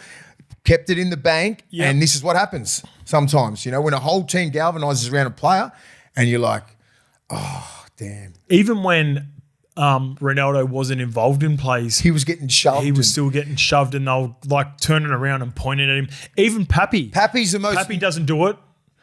Never does it. He was face to face with Ronnie, and I've got to give it to Ronnie. He fucking had a decent crack, right? Yeah, of course. And he takes his licks, and he has a dig. Like he knows what sort of pressure he can bring onto teams, right? Yeah. And like they would have. It wasn't a surprise. You know what I mean? If you're sitting out there, if you're the Sharks, like, oh my God, I can't believe they're trying to pick on Ronaldo. Of course you're going to do that because that's what fucking teams do. You just got to have little things in your head. You can't carry on like that at the back end of a game against a champion team and not expect them to come back and get you. Yeah. So they expect it. And the Sharks are up for the fight, but the Storm were just way better. Just quickly, Ali Katoa and Hughes, that was 2024 version of them two. Back. They've been playing good individually. That combination was as good as it's looked this year. And Pappy and Money, they're the indicators. I think even more so Pappy than Money. Money was run first. He was north-south. I think he had 5 carries in the first 10 minutes. But Pappy out the back of shape, when he decides to get that little Sonic the Hedgehog looking in and duck and weave and go forward rather than going sideways like he did against South, everything else, because when he goes sideways, the whole team goes sideways. So I reckon Bellamy gave him a rev up this week. I reckon he got Pappy to go dig his heels in and go after the game, and that was the difference. Hey, Lukey, do we have anyone after us? Oh, good, yeah. Sweet. Man, I booked it longer now. Oh, sweet. Perfect. Yeah, they look good. Pappy looks good. They'll be dangerous. Money was in origin mode, I reckon. Yeah. Money was in run locked first. In. Yeah. He's locked in. He's not. Off it when he got smacked from behind. Fuck, he's strong, man. Which one? He got hit late. Slightly late. Didn't get pulled up. Yeah. He got whacked sort of in the second. Yeah, I remember it actually. Yeah. He's Cop so the lick and- strong, man. Like he just and I know he knows he's fucking super strong when he like middles and shit try and and he stands in tackles. It's fucking you don't. There's a middle. You hate that shit when you can't put a 5'8" or someone on their back. How about he does this it all sequence? the time. How about this sequence? And I know you would have seen it. And you're thinking about attack, which we see all the time. Toby Rudolph ran at him, Yeah. picked him up, Yeah. and did a bit of a hip one-on-one, Yeah. a bit of a hip drop on him. And he's a big boy. And he's a big boy. Then Hamlin Wale doubled up in him because he was at marker. You know how they've got a non-negotiable. You have to go open. Yeah. So he was at marker. He goes bang. He doesn't he hits Hamlin Wale with everything that he had, and then got assistance from all the rest of the Melbourne Storm players that come in. Yeah. And then he was at a defender on the open. His job's not over because it's not the last tackle. No. Sprints out of the line and gets kick pressure on. Yeah. That's what separates Melbourne when they're doing everything right. And that's what those are championship movements. Yeah. And that's what makes him, even though it might not look like a Jerome Hughes 3 try assists, whatever sort of game, that's why I love watching Money. That's why you love Money because as a middle, when you see your star player, your $1 million man, like your face of the franchise, putting his fucking head there against two of the big boppers and not even getting rocked, And then kick pressure. you're like, I got to step my game up. Yeah. But he does those things because he's got that dog in him, right? Yeah. But he knows how to inspire players, and yeah. that's fucking leadership, and that's the maturation process of Money as well. Like he knows his influence on the team, right? So when he does shit like that, if I was playing with him, if I see my 5'8" doing that, You have to come on, fucking- man, let's yeah, go get that. Let's fucking get that oath. next guy. Like you got big Nas there, you got Bloor, you got Katoa, you got some big dogs there that can really impose their will on that other side. You look at that and like, fuck yeah. If you're let's Bloor go. and you're Anderson inside and out him, you have to go. You got to go. He's on. Yeah. You got to follow him. The Love Sharks, the like I mo that said, he's got going as well. It's solid. yeah, he's going to get rid of it. Solid. Well, after Origin, He'll be clean shaven this week. Really? Yep. fuck. It's that. Mad in that I last know, game. but the it's long hair with the mo. it doesn't do him well for Origin. We've been over. You reckon? No, really? Yeah, In his head? No, there's like a NRL roast did a look. He looked back at seasons when he's got a mo for Melbourne, tick. When he's mo-less and when he's got a mo for Origin, it doesn't work. So game 1 he had a mo, game 2 he didn't. He can grow a mo. Yeah. I'll give him that. And he's aware of He can it. grow a Sislak. He does. He grows it quick. Easy. The Sharks are going to be under the pump, and the scoreline doesn't reflect the effort from the Sharks, but something has got to give, I think. And Fitzy was very prickly after the game. One of the journos asked him about a positional switch, and he was like blunt. So With that Nico and she's, Kennedy. Yeah, she's like, I know Nico's played fullback before. Would you consider it? And he's like, no, that was 5 years ago. Fitzy. Yeah. Oh, Mate, he's mate, feeling the pinch, though. yeah, they would be. I was just thinking, I didn't realise that they slipped out of the 8 until after that game. I was like, wow, they've really fucked up the last Tinfoil hat. Did you say they weren't going to make the 8? Was it this year or No, last year? last year. Fucking Damn it. Yeah, I He wish went hard on him this year too, mate. Oh, be careful, son. You'll be good. Go tinfoil hat. Yeah, I don't know. Give me the Tinfoil tinfoil hat. hat. Daniel Atkinson's been playing very little this year, if at all. He was in the 14 jersey. Every team has cover with a player like Atkinson, and he's an out-and-out first grade. He's going to the Dragons. Has he been made the scapegoat because it just lessens the pressure around the halves and the spine? Yeah. I think so. If you got like Atkinson sitting on the bench and the game's not going your way, mate, how don't you bring on a guy like Atkinson to try to swing the game? What position would you put him? Then you'd have to hook one of those fucking big guys. Yes. That's the thing where I don't think Fitzy wants to do. That's where you But does Atkinson warrant that? You know what I mean? Like, how do we know? Yeah. Like last year, he went down to Melbourne without he did. Nico Hines Yeah, and Braden he did. Trindle Yeah. and played in the halves with Cam McInnes Yeah, he got him the fucking win. and got him the win. Now, they were also missing maybe money. Doesn't matter, but that's But still. an amazing win. I remember that. Yeah, I don't know. I don't think Fitzy will ever do that because I know that Atkinson's going next year, and so he's just thinking, why to even put that pressure or even make that move, or do you make that move just to fucking send a rocket up all of them, going, no one's safe? And also, do you make that move because who gives a shit about next year? You want to win this year. Yeah, our window is closing. Yeah, right. Like they've got a premiership window now, the Sharks, right? It's everybody's in. Whoever's in the 8, it's right now.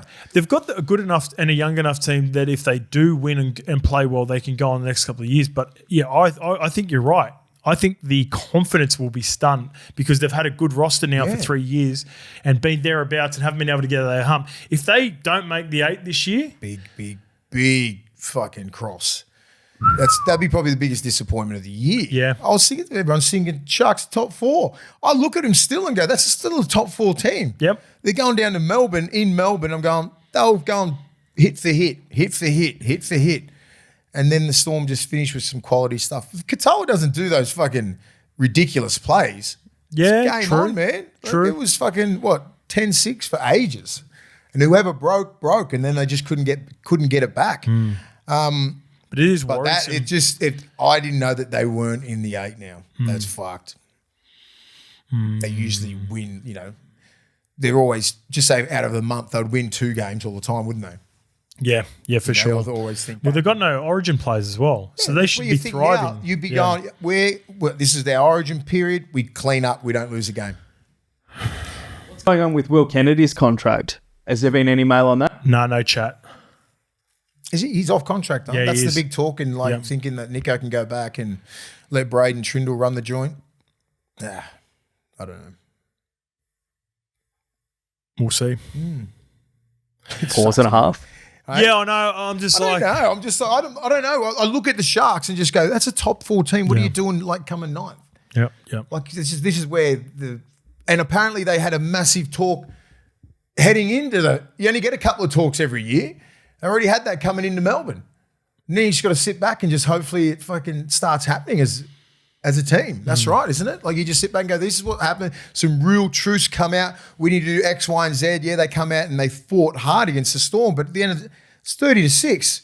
I think they need to fucking change. Flogging. That's what I was pausing for. I think they need to change and they've got to do something around Nico.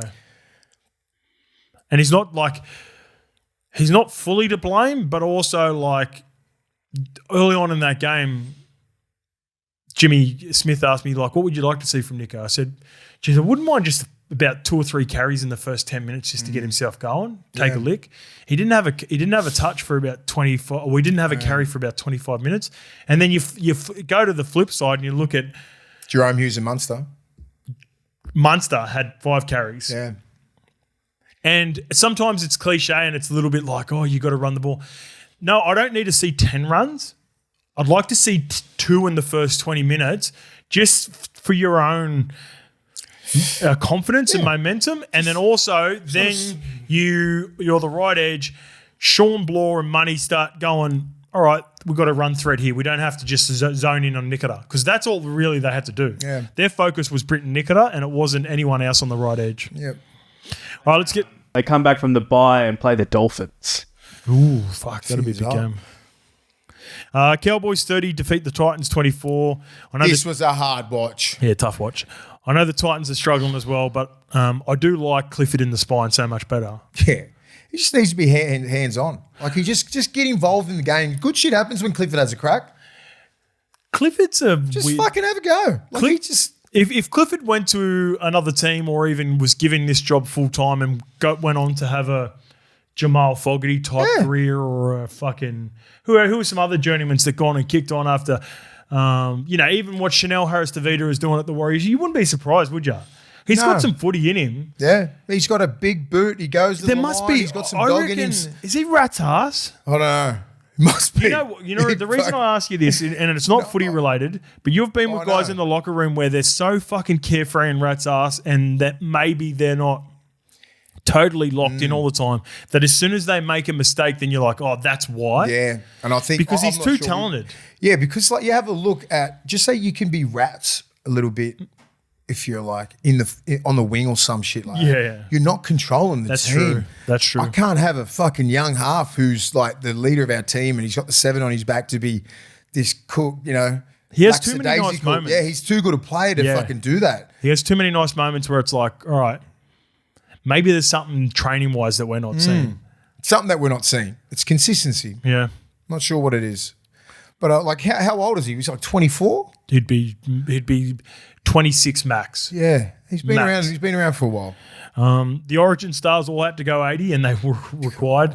Like they were never in doubt against the Titans, but they were. It's similar to the Broncos bit. Warriors. Like it's like a little bit yuck at the back end. But Robson and Cotter, they missed last week. They had to front load for their It's team. weird how the Cowboys can play different in different quarters. Like I saw them like in a different, like it's like they're going in quarters, but they're not. Yeah. You know what I mean? It's like they get to certain levels of the game, they switch off, they go on. They like in the start of the second half's a perfect example. Front loaded, fucking one out, no support, no nothing, making 50, 60 metres, get to the end of the kick, put pressure on, blah, blah, blah, score tries. 9 to 13 are exactly the same.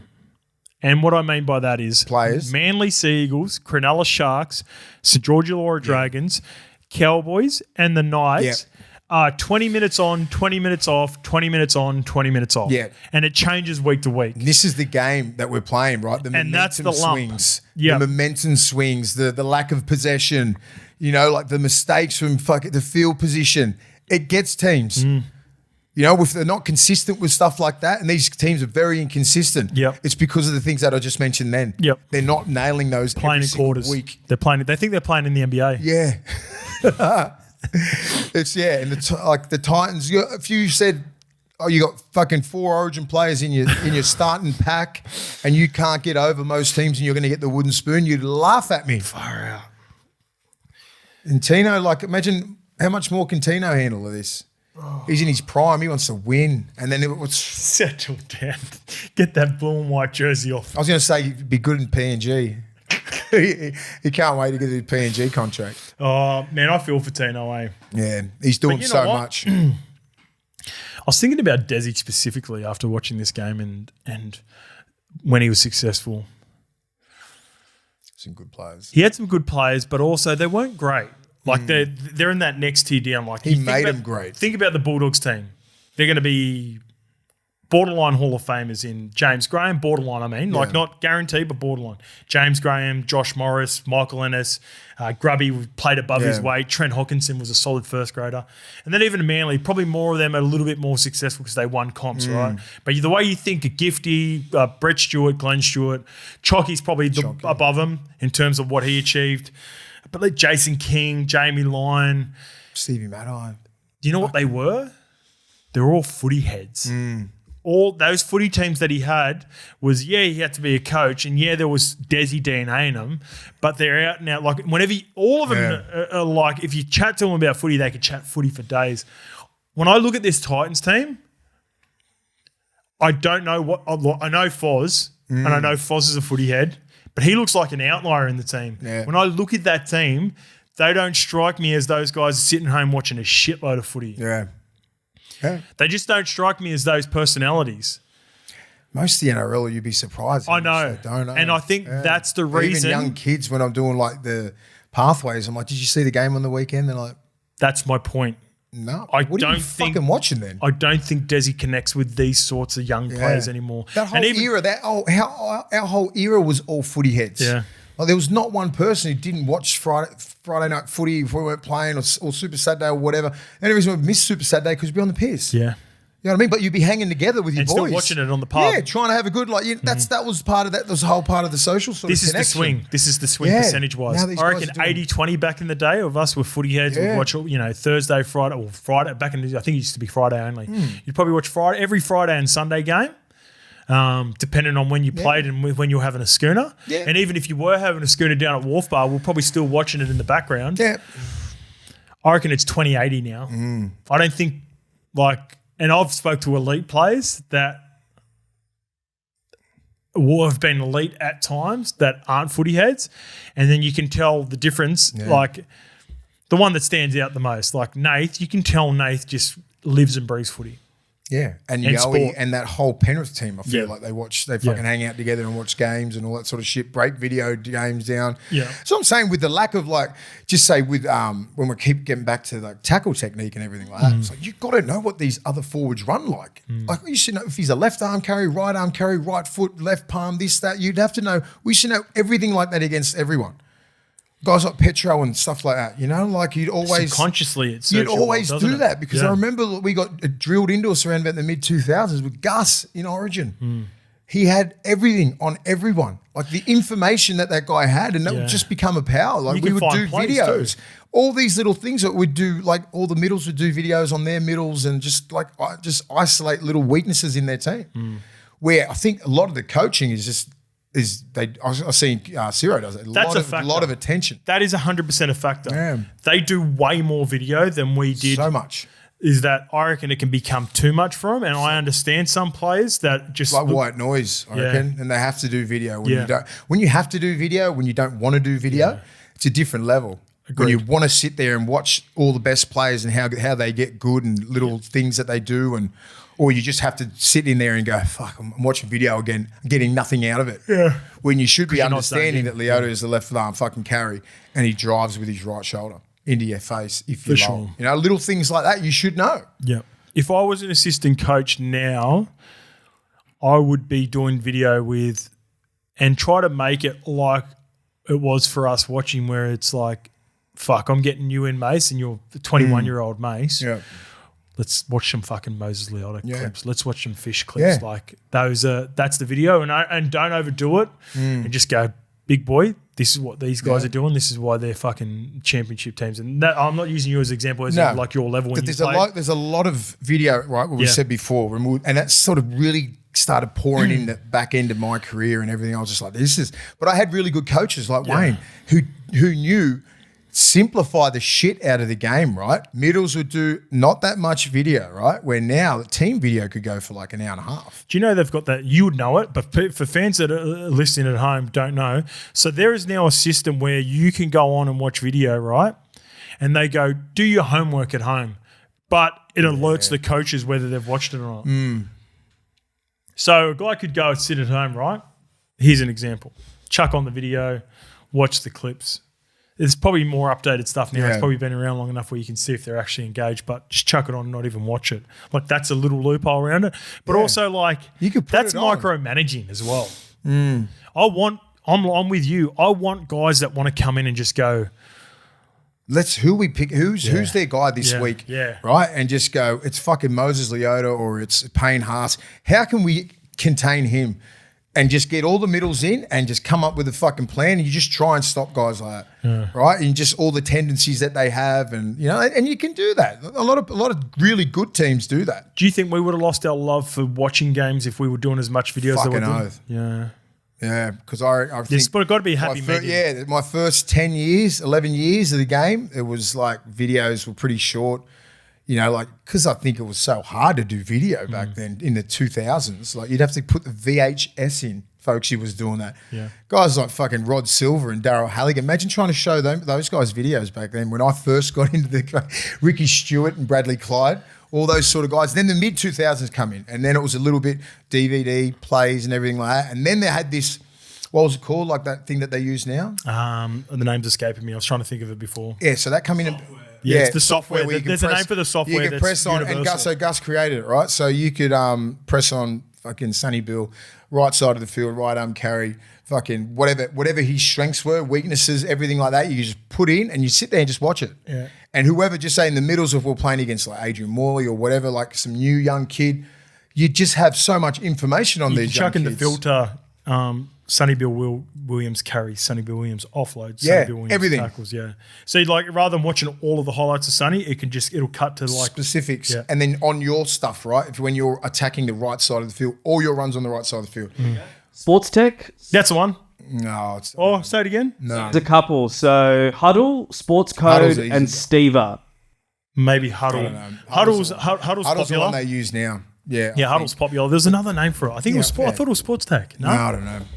maybe it's been upgraded. Yeah, but there's a lot of shit out. Imagine what it is now, Yeah. right? You could have so much information on everyone. You just sit there and just go, boom, put this in, and then just study everything. So you could have your own fucking. I used to watch your own video, but you wouldn't be thinking all the positive stuff, right? You'd be like, where can I get better, right? Yeah. Or looking at like their left four, right four, if they jam in on numbers, because back then it was pretty. Everyone's running block shapes and everything now, but if you run them properly back then in the mid 2000s, you expose the fucking whole team. Yeah. Do you know what I mean? Because everyone wasn't defensively orientated like they are now. Yeah. So it's a whole different game. You'd have to be so specific to really get someone out of like the cues. Like you have to really dig into the line for him to show his shoulders out or in. You know what I mean? Like because everybody's so good at defense now. When we were coming, when I was like the 2000s, everyone was wanted to hit you hard. We'll see the Knock you difference on your now. ass. Now you got to be a fucking gun. It's the difference between a big hitter and a good defender. Yes. And and it goes the other way as well. So because you do video, back in the day, there used to just be video on what the opposition are doing. Yeah. Now you can watch video and assistant coaches are so much better going like, fuck, we're watching what you're doing every week. Yeah. If we were playing you, this is what we would be doing. Yeah. So their players are getting better at that as well. Like I remember at Manly, and it was like a throwaway comment, but it always stuck with me. I moved over to the right edge after spending my first 2 years at Manly, and the assistant coach at the time was Mush, and this is just the sarcasm of it, but like there's a bit in it too. So Dave Penner goes to me, "Geez, you're going all right in the right," in a throwaway comment. I was like, "Oh yeah, it's going all right." Like starting to figure it out with Ches now because offensively I started to roll as well, and he goes, "Yeah, you don't bite in on the right edge." I'm like. We've been together for 3 years. Thanks, like, Mush. Like, Tip me out, mate. Like we haven't talked a shitload about it. I said, and I was like, "What do you mean?" He's like, "Yeah, you stay square on the right a lot more." And I said, "Oh, yeah." You wouldn't notice that, right? Maybe, yeah. Like, and I thought about it at the time. I was like, "You fucking bit in that." Yeah. Anyway, like, and you end up going watching video after. I'm like, "What am I staying square?" Then I started thinking to myself, I was more confident on one shoulder. Yeah. And that information could have helped. Yeah. 2 years previous. Yes.